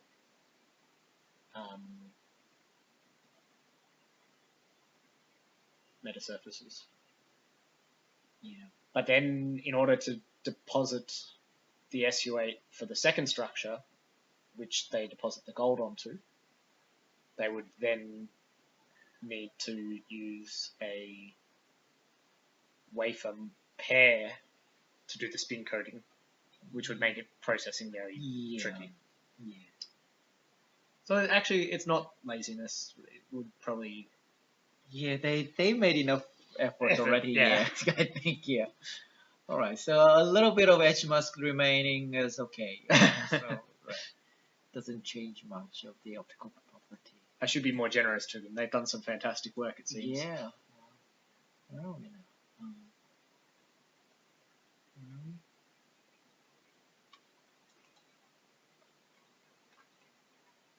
Oh, so we need to go back to figure. Are you going to finish the fabrication? Yeah. So they left the etch mask there, and then they've gone to deposit. They've covered the second metasurface in silicon dioxide. Sorry, in SU8. Yep. And then they've planarized the SU8 by reflowing it at high temperature. Interesting. Okay, what they're saying is the remaining aluminum oxide layer is considered in the numerical simulation. Presented in figure 2D. Yeah. All right. It's interesting that if they're going to consider it in the simulations, they should have put it in the schematic as well. Yeah. All right. Because especially when the details pertaining to the fabrication are not included in the main paper. I think that's a little bit misleading for anyone that's reading the paper version of the journal. All right, then after the SU8 planarization step, that's also interesting. So they're making the smooth surface of the SU8? How? By reflow. They did the same thing before. Oh, really? Yeah. Where? Oh, sorry. Yielding a rigid planarized layer of encapsulated... Yeah, so reflowed and cured. What's reflowed? When you heat it at high temperature, so about 135 degrees, the surface tension of the SU8 is enough to restructure the layer to be smooth. So is it glassification or? No, it's not glassification. I mean, I did once with PMMA. I fabricated a structure with PMMA. Mm-hmm. Oh, of course, it's baked already because I baked first Mm-hmm. and did the EBL that I developed. So it has a stepping structure, Yeah. like up and down, that I put on a hot plate with a higher temperature than baking temperature. Mhm. I don't know which temperature it was. The baking was a 180. Yeah. Then that temperature was higher, something like 250 or something. Yeah, so you're passing the glass transition temperature. Yeah, of the, glass transition temperature. Is that that? Yeah, so the glass transition temperature of uncured SUA Yeah. is 65 degrees. But this is cured. Yeah. No, because it's reflowed and cured. So baked is not. So when you spin a photoresist, Yeah. it's the polymer in a solvent. Yeah. And when you do the bake, you Remove the solvent, remove yeah. the solvent. With SUA, you do a soft bake. All right. And actually, you do a two-stage soft bake. The first stage, you cross the glass transition temperature, and that's done at 65 degrees. So the polymer goes soft. All right. You hold it there for 5 minutes to allow some of the solvents, the low molecular weight solvents, to start coming out. All right. And then you move it to 95 degrees. And at 95 degrees, most of the remaining solvent is removed from the SUA. All right. If you go directly to 95 degrees, the low molecular weight solvent produces bubbles because you remove it all very quickly, and it actually bubbles the SU8 film and destroys your layer. Once you've removed all of the solvent, Yep. if you let that cool back down below 65 degrees, the film is hard and is no longer tacky. It's not soft. You can't touch it and stick to it. So that's when you do the The exposure? reflow. Yeah, that's what you would do then is do the exposure. Yeah, And but then here they didn't. Yeah. well, they do. Because when they cure it, you cure it by doing the exposure. UV what's it called? UV irradiation. Yeah. Irradiate the UV radiation. Exposure to UV. Yeah. So without the mask, they just expose to expose the whole structure. yeah, just a flood lamp. Oh yeah. So when they're talking about doing the reflow, though, they probably increase the temperature to about 135, as I said. Yeah. And that, as the temperature increases, the viscosity decreases. Yeah. And the surface tension becomes strong enough to self-level once the viscosity drops. Again, what I was saying, the surface tension. So the attraction of the SU8 molecules to each other, is always pulling on the SU8. Yep. So when the viscosity is low enough that the surface tension is greater than the viscosity, it's enough to move the SU8 molecules around. All right. Yeah.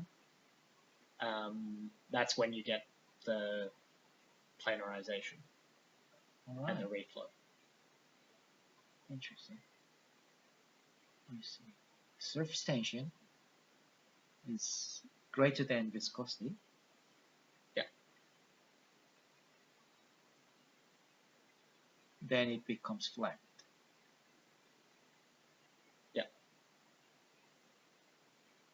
All right. So yeah, so basically viscosity is something happens as a bulk, and the surface tension is something happens on the surface is 2-dimension. So that 3-dimensional attraction No. becomes lower. No? No. Sorry. What I mean is that the viscosity is the resistance of the fluid to flow, the forces yeah. to flow. So the surface tension is always trying to pull on the object. And actually, so in the case of a droplet of water, the surface tension is what makes the droplet round. Yeah. But if you have a large bowl of water, surface tension is not strong enough to pull the whole bowl into a ball against the force of gravity. Yep. So you need to combine the surface tension, gravity, and the viscosity such that the viscosity is low enough that the force from surface tension and gravity are sufficient to move the polymer around to enable planarization. So if I open paint, sorry,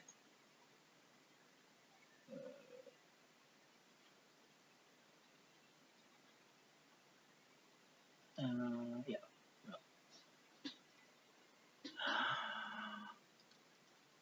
Yeah.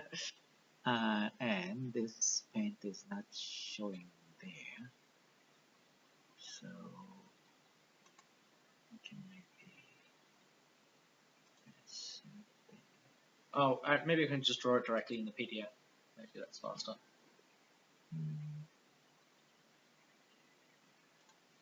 Maybe we can.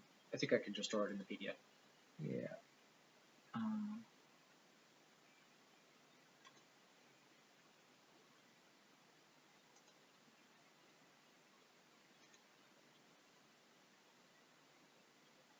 don't know. Oh no. Yeah, let me just draw it in the PDF. Yeah. All right. Yeah. I don't know if there's any tool. Maybe If we go, to the white section. Yeah. And then Is there anything that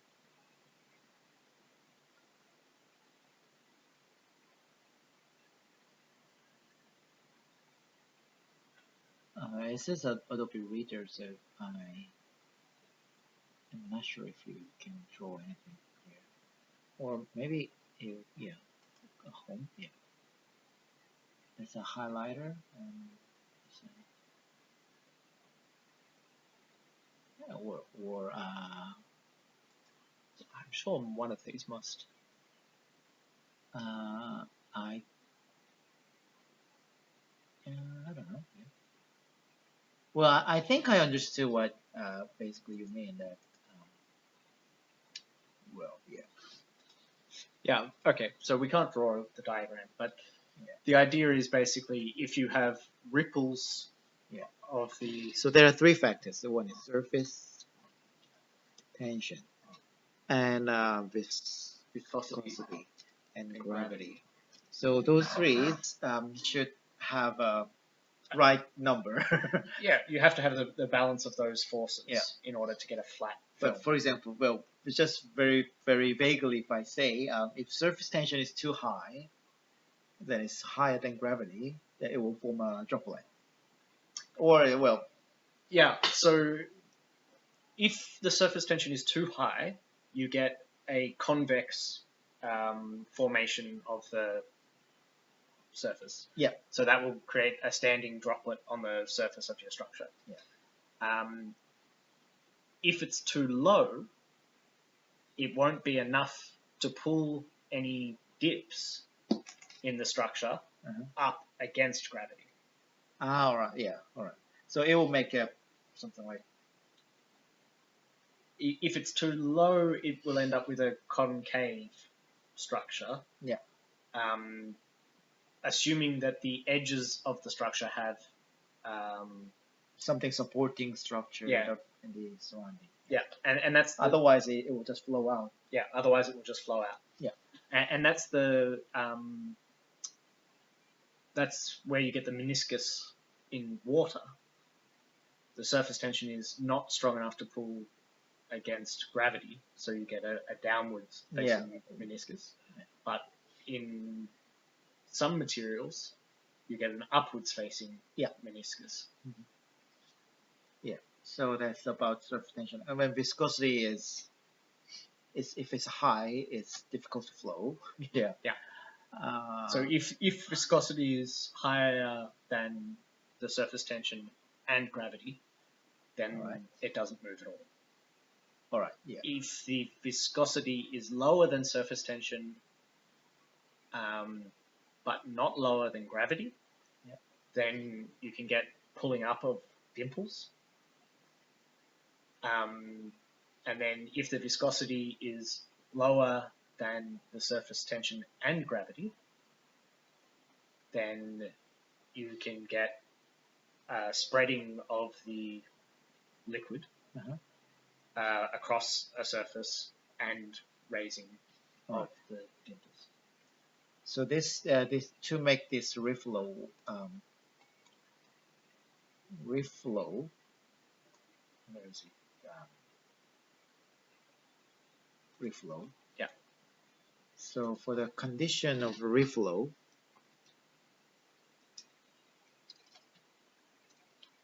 is ST, surface tension.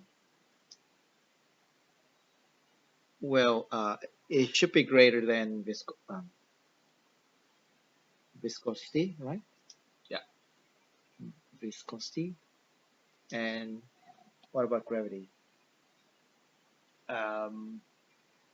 Gravity should be greater than viscosity, right? Yeah. And surface tension and gravity can be similar. Yeah. Somewhere around. And so they want to be close to each other. Yeah. Happy? Yeah. Those are things, right? Conditions for. I don't know. Maybe their physical dimensions are different. Maybe surface tension is force, so it has a unit of Newton or something. Viscosity is probably velocity divided by vertical direction or something. Well, I don't remember the unit of viscosity, but gravity is also again force. Yeah. Gravity is force. Yeah. So the surface tension and gravity can be compared directly. Viscosity is a bit tricky, I think, but yeah, I think there's a way to compare. yeah, to the right unit. Surface tension is right. Anyway. I mean, basically, I think the only difference between the viscosity is a velocity per mass per force. Velocity per mass per force. So it tells you how fast a given mass moves by the given force. At a given force. So you need to make an inverse to compare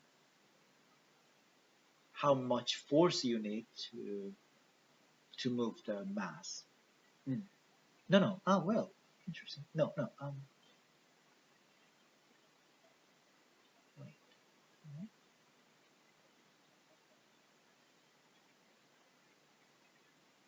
Because basically, any material,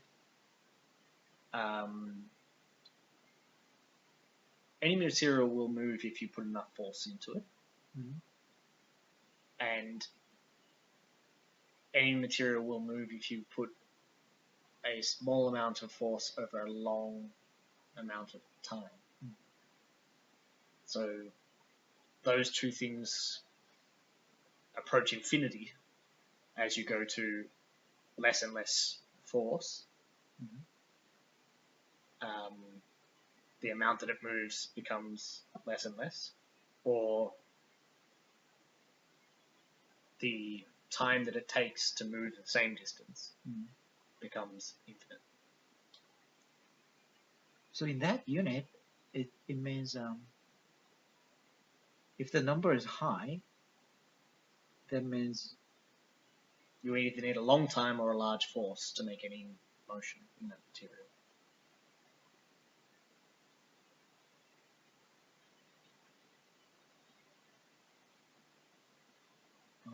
So the great example is the pitch clock, where you have a jar full of pitch and it makes one drop right, yeah.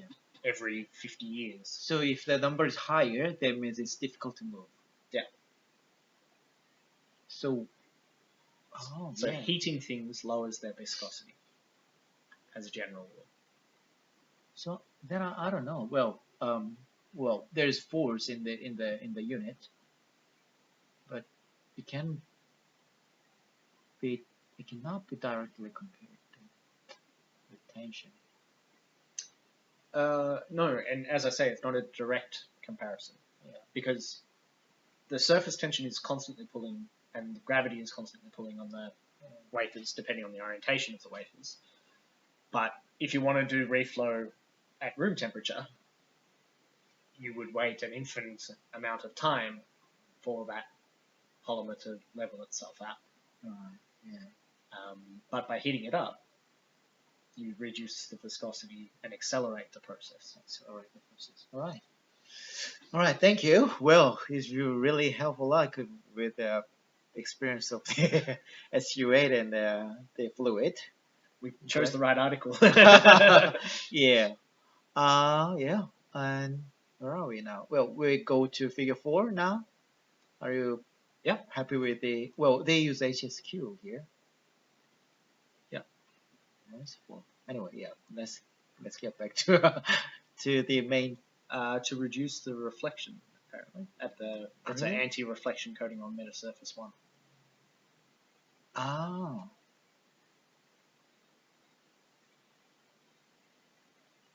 So there's index matching or anti-reflection coating. All right. Yeah. Oh yeah, AL coating. All right.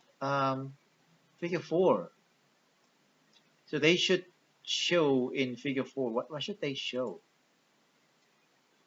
The results. The actual performance, right? The actual performance is working, right? Yeah. All right. The figure 4A shows the optical setup. Yeah, obviously it should be reflected to the same angle of the instance. Yep. So they should use a beam splitter to separate it from the incident beam. And to measure the reflection. All right. Yeah. Why the focal length of this thing?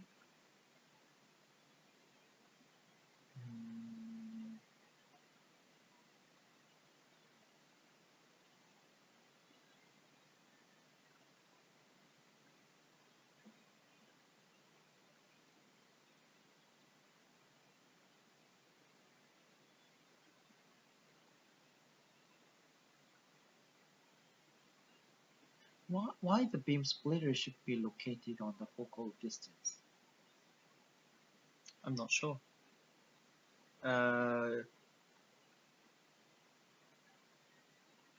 Is that so that you have parallel beams at the beam splitter?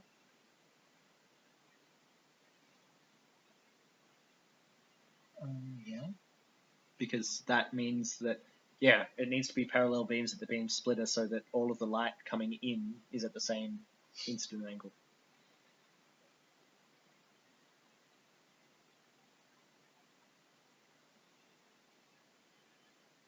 No, pardon? I don't understand. What?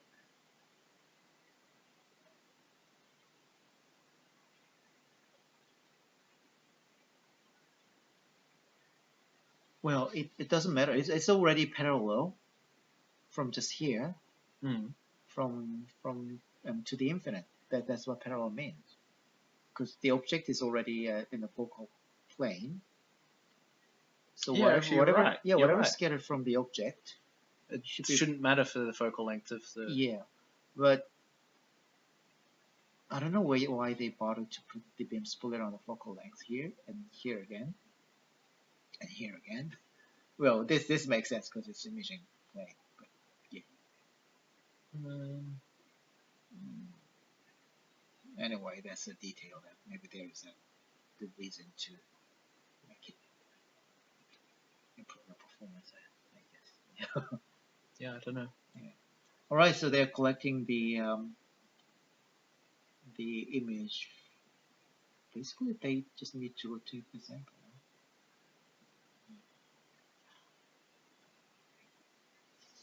Okay, right. So they're actually projecting through an object to create a image which is projected onto the device. All right, And then they're using that to see what's reflected and what's transmitted. And whether it's reflected at the same angle of the incidence. I think that's the right way to prove it.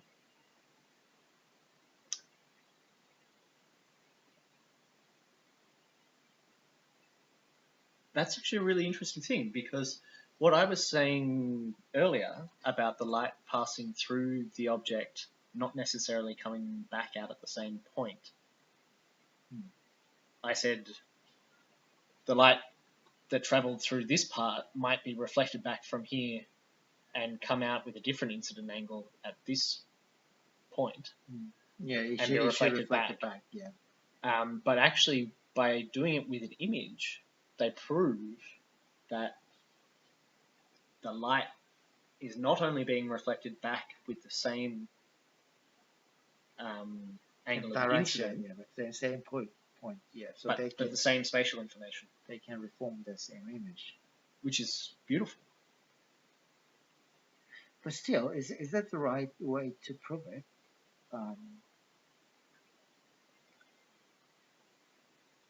Because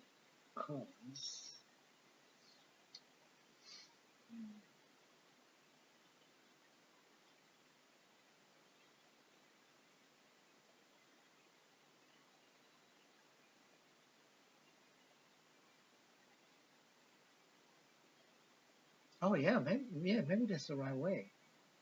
Because just imagine if there's a mirror here, then if the mirror is rotated with a certain angle, you get no reflection. Yeah, we'll not get this image. Well, you get, at any angle, you get a projection of that image. But so long as the angle is less than the opening angle of the objective lens. Yeah, we will still get some image, right? You will, so long as the angle is less than the opening angle of the objective lens. But what you would get is a spatial projection of the object. So when it's at normal incidence, you would see the whole object. It's just like in the camera here.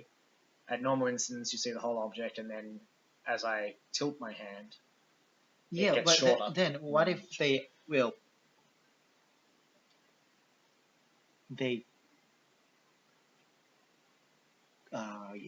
Well, I believe they did this work correctly.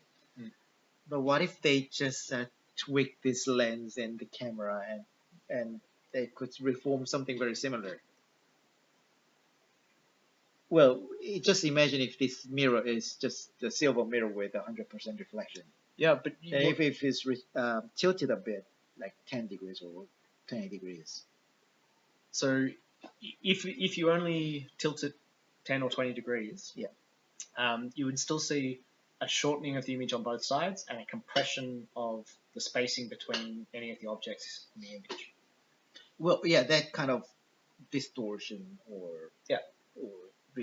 compression or shortening things. So it could be somehow tricked by the lens here and camera position here, and I don't know, or not, but still there is chance that the only way it can be deformed again one more time. The only way you could do that is if you're tilting the camera at the same angle that you're tilting the object at. All right. In the opposite direction.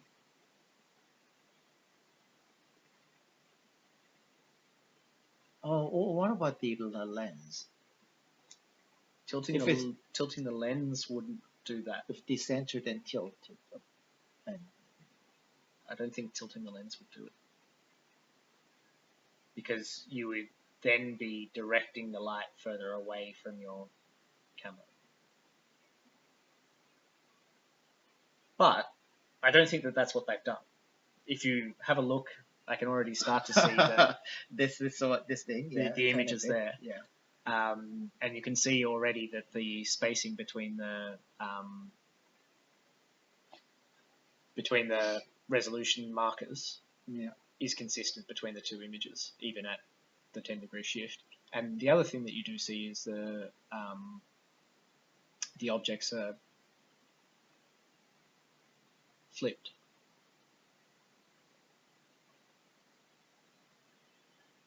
Oh no, that's a different structure. That's a different structure to this one. Yeah, but it's the same as this one. See the 5. Isn't it just reflected image or? No, because this is a square here. It's rotated. Square here. That's flipped in the horizontal and the vertical.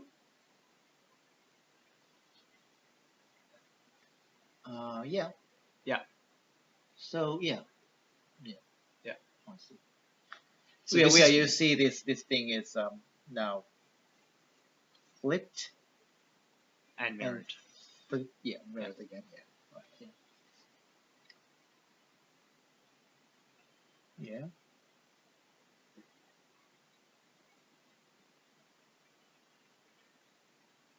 Yeah. It's funny that you said if they only did this at 10 or 20 degrees, and you see the two things that they've chosen is 10 and 20 degrees. Yeah. And 20 is not, 10 is okay. 20 is not very beautiful one now. It's still okay. Yeah, I mean, it's not as beautiful, but it's not as clear. But you can still see that the spacing is consistent. Yeah. And that the image is not compressed. Yeah. So I think they've done a good job.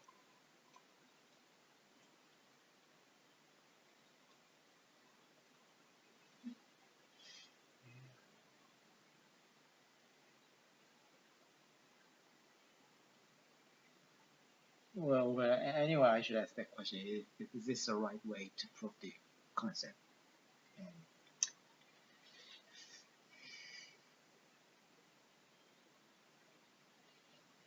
Yeah, but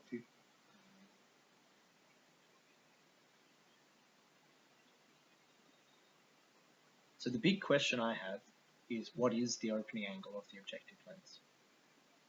Well, it's 0.3 NA.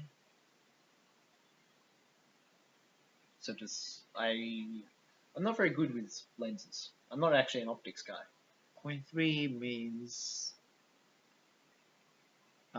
if it's 1, that means it will collect all the light of the hemisphere. So 180 degrees. Yeah. So if it's 0, that's 0. Right. It says sine something, sine theta.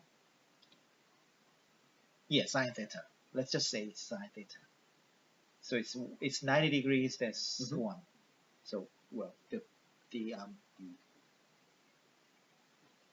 propagation direction, and if it can collect the 90 degrees from the propagation direction, that's 1. Okay. So it's sine theta. So 0.3 is less than half. Yes. Well, it's 1/3. So it means it can collect 60 degrees.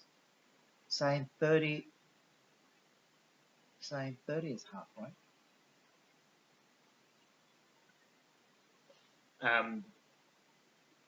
Yes. So 30 degrees, but it means it can collect a cone.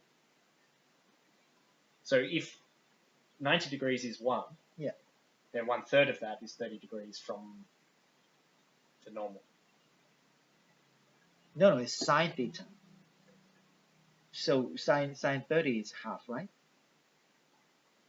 Yes, you're right. Sine 30 is half. It would be. So it's less than 30 degrees. So is it right? No, sine 30 is half. Half. Yeah, half square root 1 over with square root 2 over 2 is 45. Yeah. And square root 3 over 2 is 60. Yeah. Yeah, so that's less than 30 degrees. So somewhere between 0 and 30, Yeah. maybe more than 15, I don't know. Somewhere between around 15 and 20, I guess. For this data, yeah. The same data we used, yeah. Now they did say that their devices could collect with a half power intensity to an angle of 60 degrees. Oh yeah, 60. 60 is all right. Then the objective is collecting only 20 degrees or something. Yeah.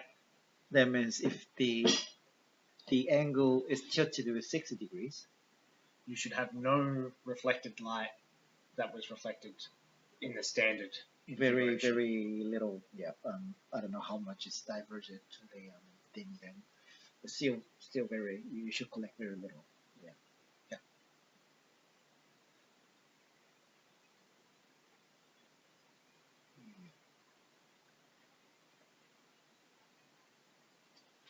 But more than half, if it's collected there, that means it's collecting more than just conventional mirror. Yeah. Oh, significantly more. Yeah, sure. Yeah. Like orders of magnitude, several orders of magnitude. A lot more. Yeah, a lot more. Because in a conventional mirror, you would only collect scattered light that has been very little, like 0.1% or something. Yeah. All right. Where's this one? Now they can remove the objective lens. They're testing polarization, right? Yeah. Seems to be. So now instant and output polarization is cross-polarized. They got this. It's 45. They got this. I don't know why they did it. This polarized, co-polarized. They got this. Why should they do that? Don't know. To show the reflection is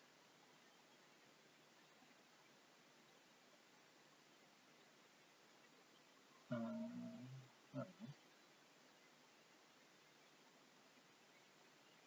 So to show which polarization was reflected?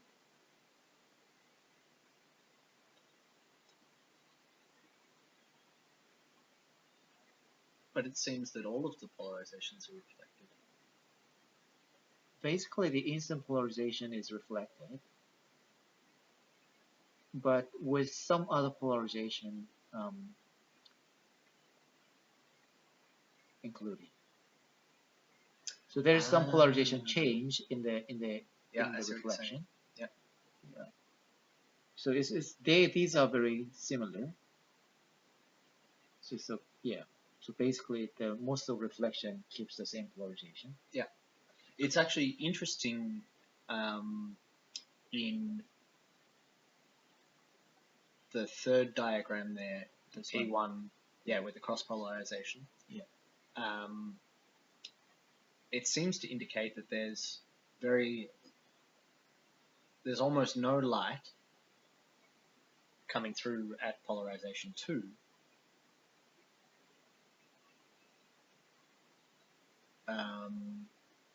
At the center?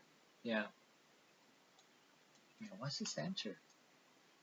Why circle? What's the center? Why does it have symmetry? Yeah. Probably because the metasurface has symmetry. Oh. A circular symmetry. Right. Because this is probably an image of the metasurface as a whole object. Yeah. So it's a 600 micron circle that's been. There's no other things here, so it's the image of the metasurface. Yeah. But it's quite interesting that the central regions don't transmit in the same way as the quadrants do.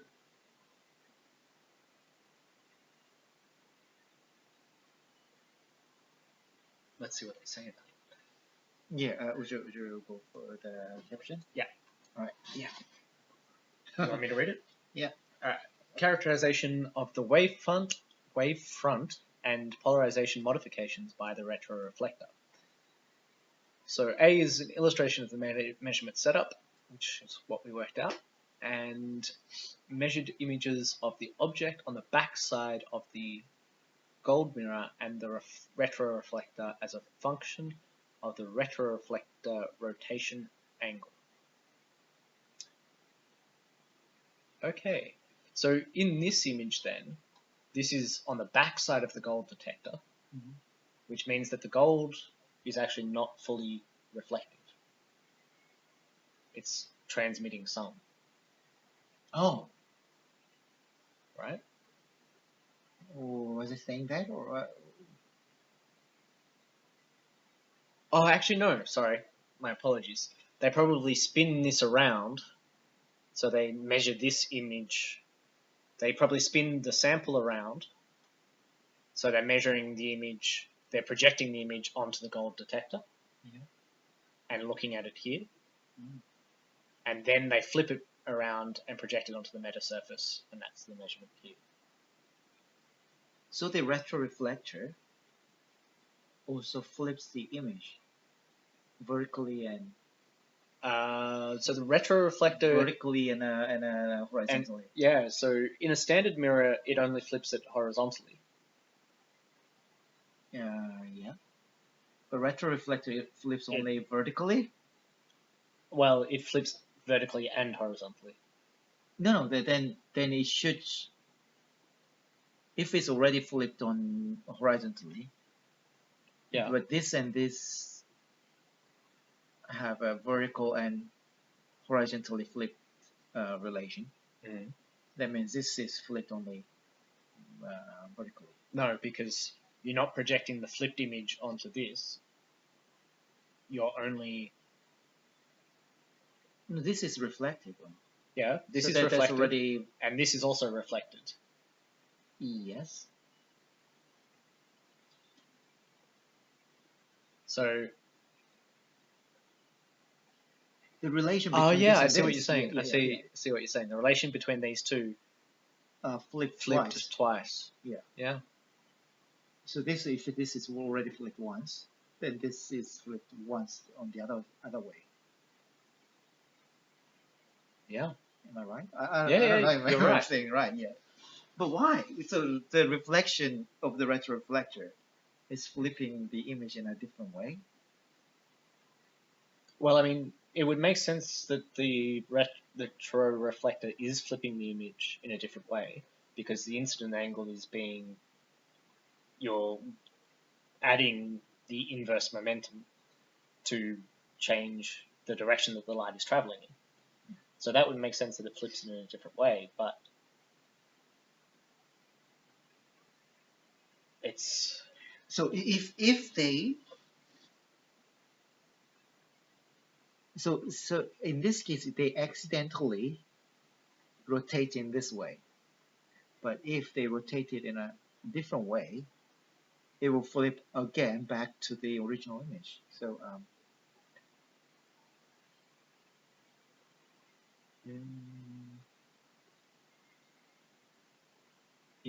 Oh yeah, okay, I see what you mean.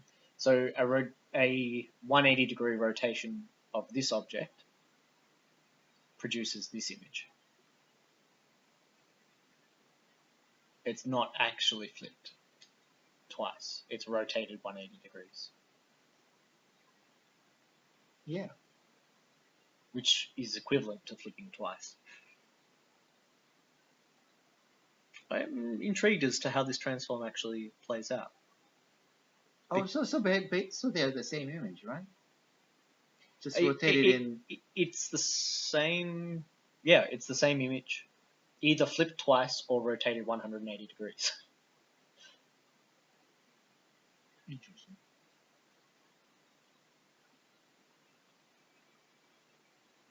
did they intentionally put it this way, or they like to show something? I'm not sure. I mean, I assume that this is just the measured results in the same orientation each time. I don't think that they've deliberately picked a orientation to confuse us. Right. Yeah. Let's see what they say about it. Let's keep reading. So in the backside, reflected gold on the gold mirror, the retroreflector as a function of retroreflector rotation angle, which is on the right. The insets are expanded views of a smaller area on the images. What about if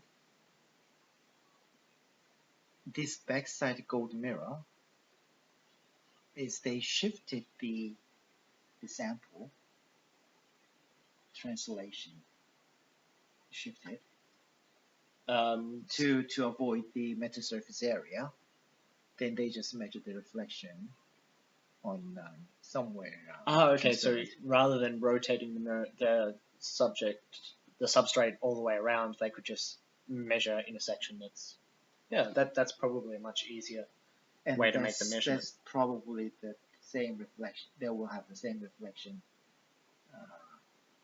characterization. Yes. Of the surface. So probably the other side will be very rough and not very good to reflect. Yeah. So that then suggests that it is actually the same orientation of the. So they are just measuring the. Yeah, but what that actually means is that the metasurface is actually doing a rotation or flipping. Flipping. Or double flipping. Interesting. So I mean, if they put this thing here, they rotate it in this way, 90 degrees, then this would be different, right? I don't think it would be. Because I think it has a circular symmetry. So I don't think rotating the metasurface would change the behavior. Why would it have a circular symmetry?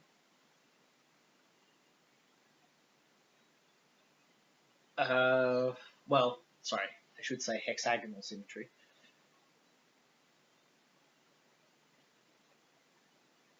So, well, because the lattice structure is a hexagon. It's a hexagonal lattice, and you can see that this is the hexagonal lattice that they're building. Yeah. And you can see that this is a repeating structure.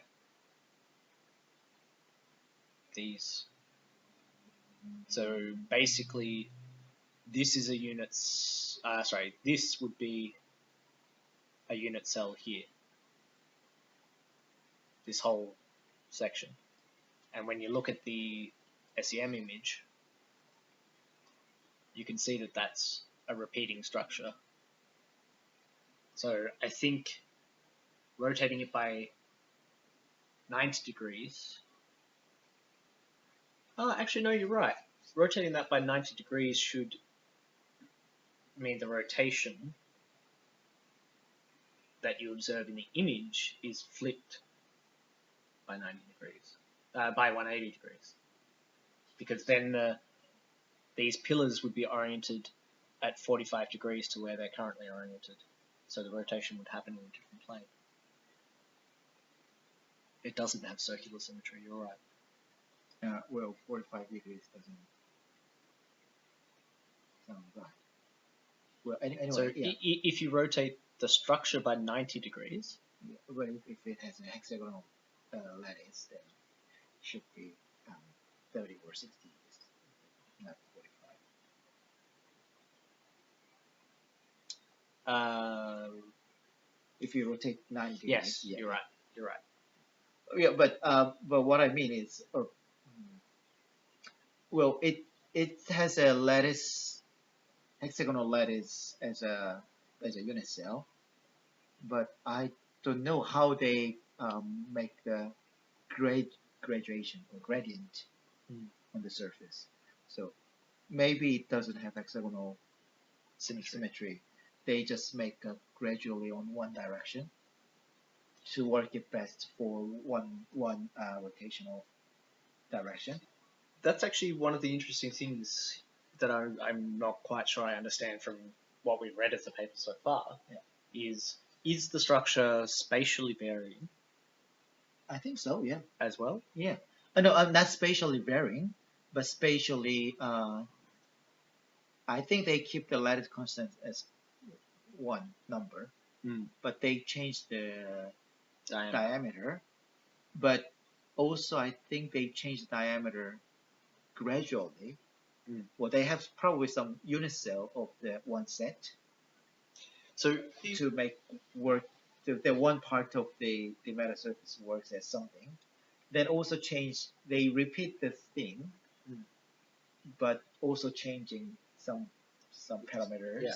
So it would seem to me that the metasurface 1 would need to be reasonably consistent in order to perform the Fourier transform at all times. Yeah. And then metasurface 2 would need to be spatially variant to enable the angle selective momentum transform. What I think is they can make this structure circularly symmetric, so that it doesn't matter how they mount on the mount in the optical setup. But practically, it would be more difficult to make it in that way. So it'd be easier to make it it works in one direction only. So if you mount it this way and mount it this way, then it will work in that direction. Right. So I think that would be easier, but I don't know how they did. Yeah. So it does seem from that diagram there in B. Yeah. It seems to suggest that metasurface 1 and metasurface 2 have different architectures. Yeah, sure. Yeah. And I expect that this is varying in somehow this way, and this is varying somehow in this way. So it only works you tilt the light in this way, but not to. Yeah. But I don't know, because if the shape in the photo looks somehow circular, so probably works in both way, or I don't know. Yeah. And then if it works on only one tilting angle, I might write to them. Then if experimentally this beam splitter, so well it works only this tilt, or does it still work in the other direction? The other tilt, or were it related to this beam splitter or something? But shouldn't. I don't know. Yeah. That shouldn't matter. I think it shouldn't matter. If the retroreflector works at both tilts, then the beam splitter won't have any influence over it. All right, let's finish this caption. Right. Yeah. So we were at the bandpass filter. All right. So a bandpass filter, center wavelength of 850 nanometers, full width half max, bandwidth of 10 nanometers, is placed in front of the camera to reduce the chromatic aberration introduced by the retroreflector. Yeah, why? I was wondering why it's introduced, but yeah, all right, yeah. And because basically they're measuring the same wavelengths of the instance, but yeah, they wanted to improve the image quality. Yeah. I think it's because they're using the 850 nanometer LED is probably not a single emitter. Yeah, but then if that's not single emitter, the filter should placed on just right after the LED. But it doesn't matter if you place it just after the LED or just after just before the camera. It's still the same impact. No, it does, because if the instant light does something here, yeah, and that's filtered out, then that does something. So yeah, but we know here, right? When we look at this image, the different colors are refracted at different angles. Yeah. Which is why when we look at this image, you see colors showing up in the structure. So what they're saying is to remove this effect from the object image, they've filtered to the wavelength that they've designed the structure for, because it's been designed for 850 nanometers. Well, what they're saying is chromatic aberration. Yep. So that suggests that the LED is not a single 100% monochromatic light source. Yeah. So they're making it monochromatic. So, but why they put it there? I mean, they can put it here. Yeah, they could have put it here. They could have put it here. They could have put it anywhere. They just chose to put it. It's just like they put it there. So.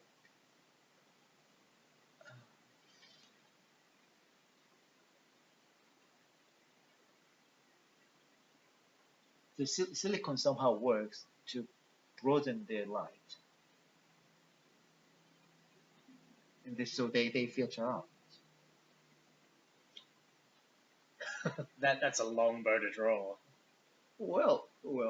Because I think if that was actually occurring, this paper would be about fantastic metasurfaces which produce different wavelengths of from incident light. I mean, I would expect if the light goes through such a complicated structure, it will be broadened a bit.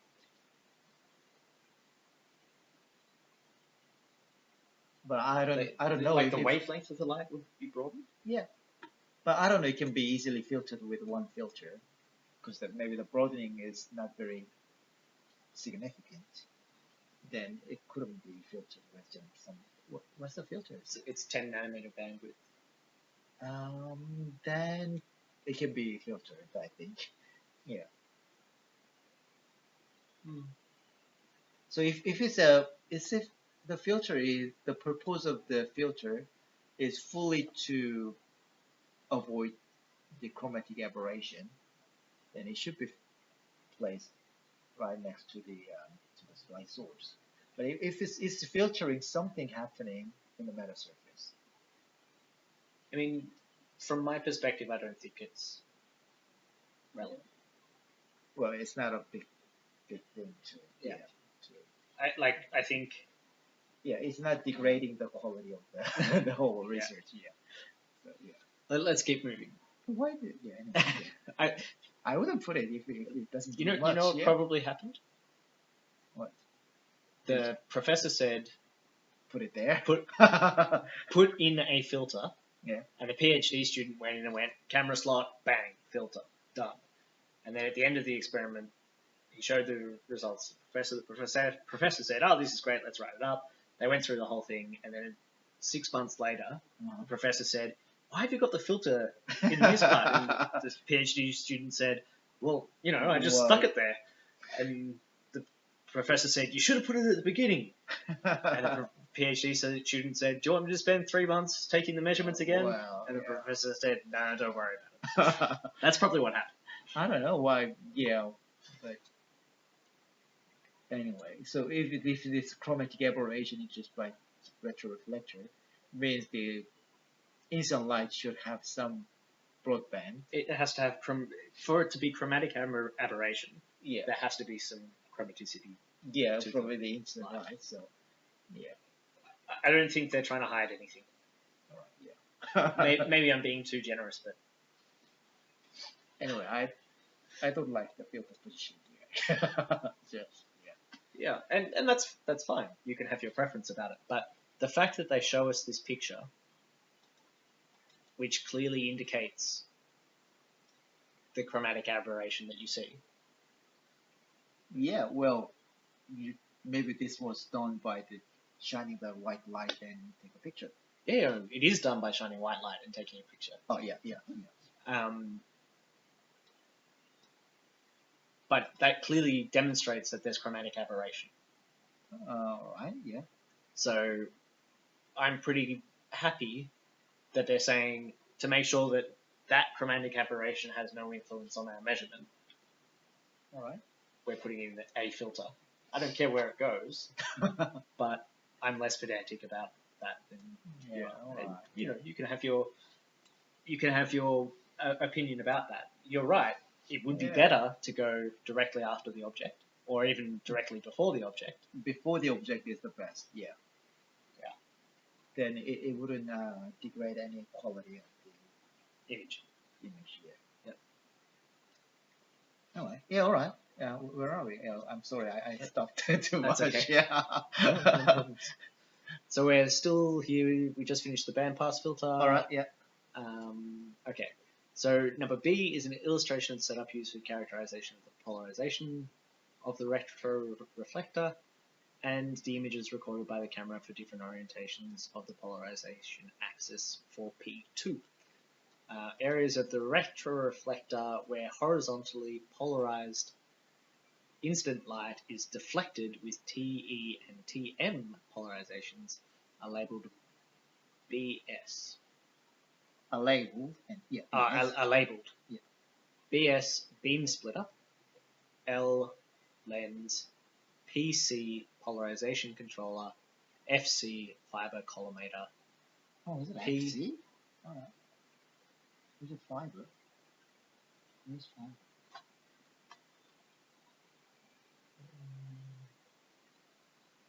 Yeah, I don't recall fiber. Oh, maybe here. Where's fiber? Fiber collimator, FC. It doesn't. There's no FC here. There is no FC. Oh my, really? That's pretty bad. Let me see. No FC here. No FC. Really? I mean, yeah. I mean, there's no need to fiber collimator to be here. There's no PD either. PD? Yeah, photodetector. Oh. What's wrong with Do you know what's probably happened? Well, it was there in the beginning. They put the figure and it was removed in the middle of the revision or something. Yeah, somebody said, why have we got PD here? Just put camera. Oh yeah. Well, camera is okay. So yeah, detector. So they put camera instead of PD. Yeah. All right. And I guess the objective lens is instead of fiber collimator, or maybe just L1 is instead of this one. Yeah. Well, L's are all lenses, so. Wait, actually, the collimator should be the one up here, right? Here. Yeah, that lens should be collimator, shouldn't it?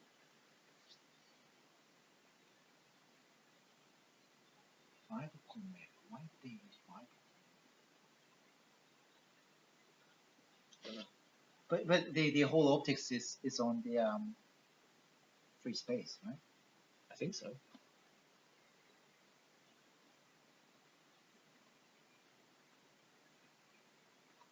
It's not labeled where it's used, so. The focal lengths 5 centimeters, 20 centimeters, and 20 centimeters respectively. Right.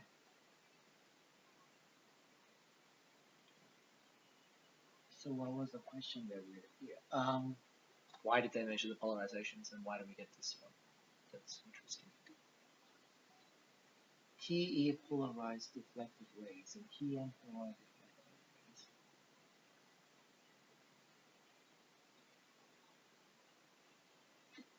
Oh. Yeah, maybe we understood enough. Yeah. How do you think?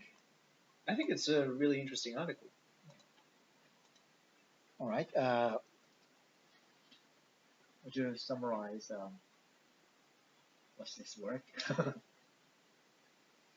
Okay, so the work demonstrates the use of two metasurfaces, Right.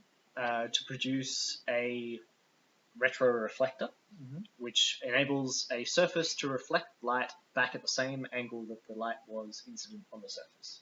All right. Yeah. The work is very well structured. Yeah. From what we've read, it seems to indicate that they have a high level of fabrication capabilities. Oh yeah. And it's also nice to see that they've used simulation to dictate the direction of the design. It would be nice to see how well the design structure matches the behavior that was predicted by the simulations, but there is no experimental data shown in the paper relating to the phase change other than the provision of the images of the retroreflector. Yeah, right. Why didn't put the experimental data instead of simulation? I mean, if they did, yeah, I guess they did. Or maybe they didn't. it may be in supplementary material. Yeah, maybe. Yeah. We should have a look and see if that's there, but we can do that offline. Yeah. All right. Yeah. We've already been talking for 3 hours. Yeah. Oh wow. Yeah. But it's been a good discussion. I've really enjoyed it. All right. Good. Yeah. Enjoyed it. Yeah. Yeah. Great. Thank you for running the Midnight Journal Club in English for me this week. Yeah. It's been a pleasure to join you. Yeah, it was very good to have you here, and I learned a lot. I wouldn't understood that much if you were not there. Yeah. And yeah, thank you. I understood better, I guess. Yeah. And it's an interesting work, and I raised some suspicion here and there, but in general, I agree that they did a very good job, and I think they really worked hard to make this work. Yeah. I think it's always difficult when you read scientific literature. It's always tempting to pick apart what people have done and what they're trying to hide. I like to think that people are reasonably honest most of the time. All right. Yeah. But I've read many papers where you look at it, you go, that's so dodgy, and you can see straight away that they've done things deliberately. And it makes me sad sometimes to see what makes it past reviews. All right. Yeah. But I think that these guys have done a great job, and I don't think, from what we've read and from the figures that I can see, it seems that they're being reasonably straightforward in the way that they're presenting their results. And why not? It's a great result. Yeah, right. It's a great result. And well, there's really fabrication. It includes a lot of work in fabrication. And I guess also optical measurement would be not very easy. Yeah. Yeah, well, fabrication is more difficult part, I guess. Yeah. I think so. Yeah. Maybe designing is also important.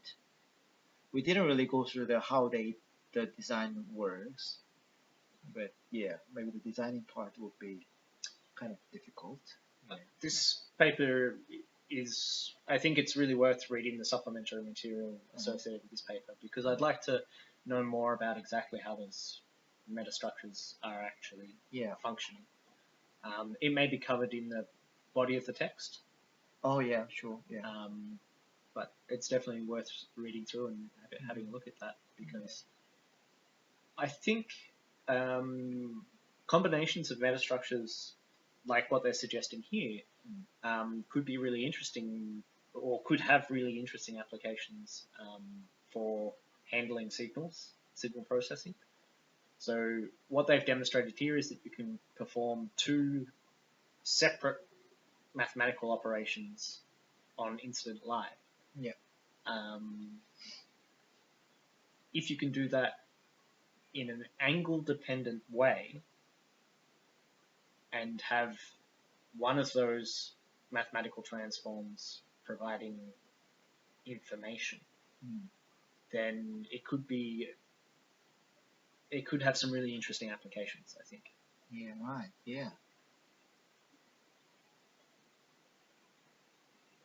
Yeah, here they combine the one metasurface perform the Fourier transform, and another metasurface perform the momentum flipping. Yeah. Yeah, actually that's the second part is. Yeah. Oh, but actually that explains why it flips in both orientations. Well, I guess that explains it. Yeah. Yeah. Yeah. Because if it's flipping the momentum completely, then depending on the incident momentum, that momentum is a three-dimensional vector. So the inverse of that is flipped in both x and y.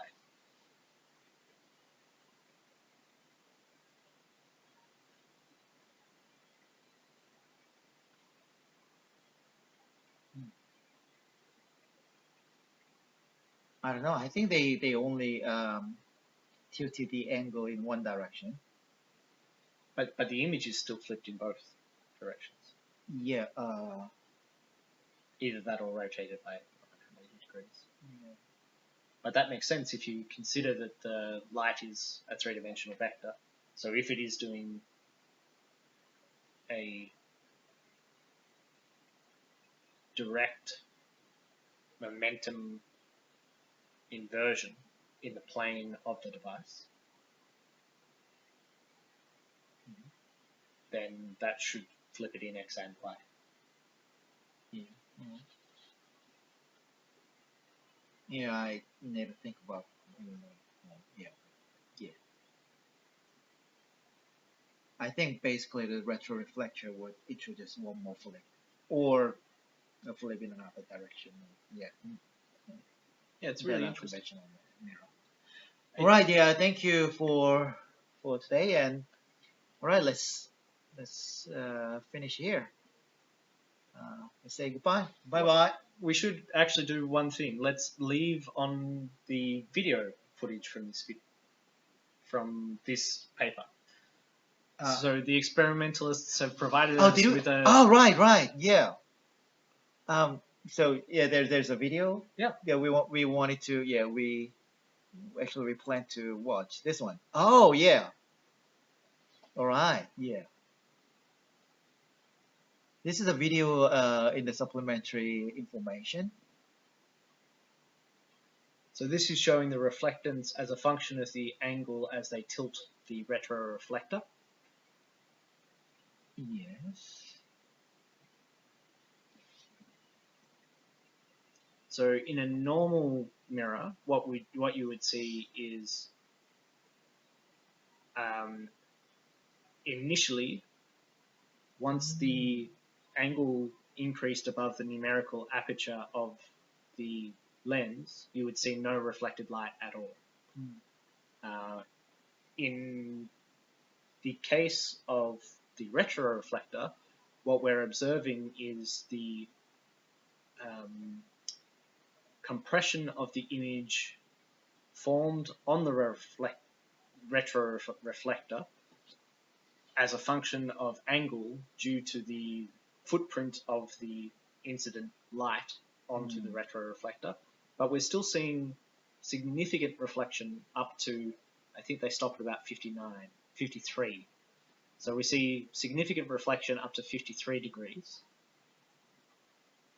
which is pretty impressive. I think that's one other thing that we can lean towards them not. Yeah. So as we mentioned some time before, this spatial gap between the metasurface 1 and 2 is 500 micrometers. So you think that is the part which is incident on the metasurface 1, but not touching the metasurface too because of the angle.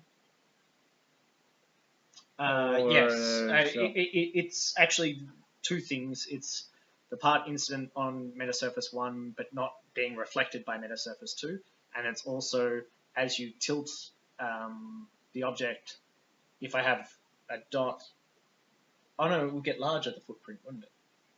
Yeah, so it must just be the ones not hitting Metasurface 2. Interestingly though, in the video, you can actually see the circle of Metasurface 1 with the back reflection from outside of the gold reflector. the gold reflector. So when it's at small angle, you can see what you would normally see from a reflected mirror, and then you can see it disappears. So if you watch it again, from 0 degrees up until 4 degrees, you can see signal reflected from the surrounding gold reflector. So that's how much the normal reflector will, A normal mirror will reflect. Yeah.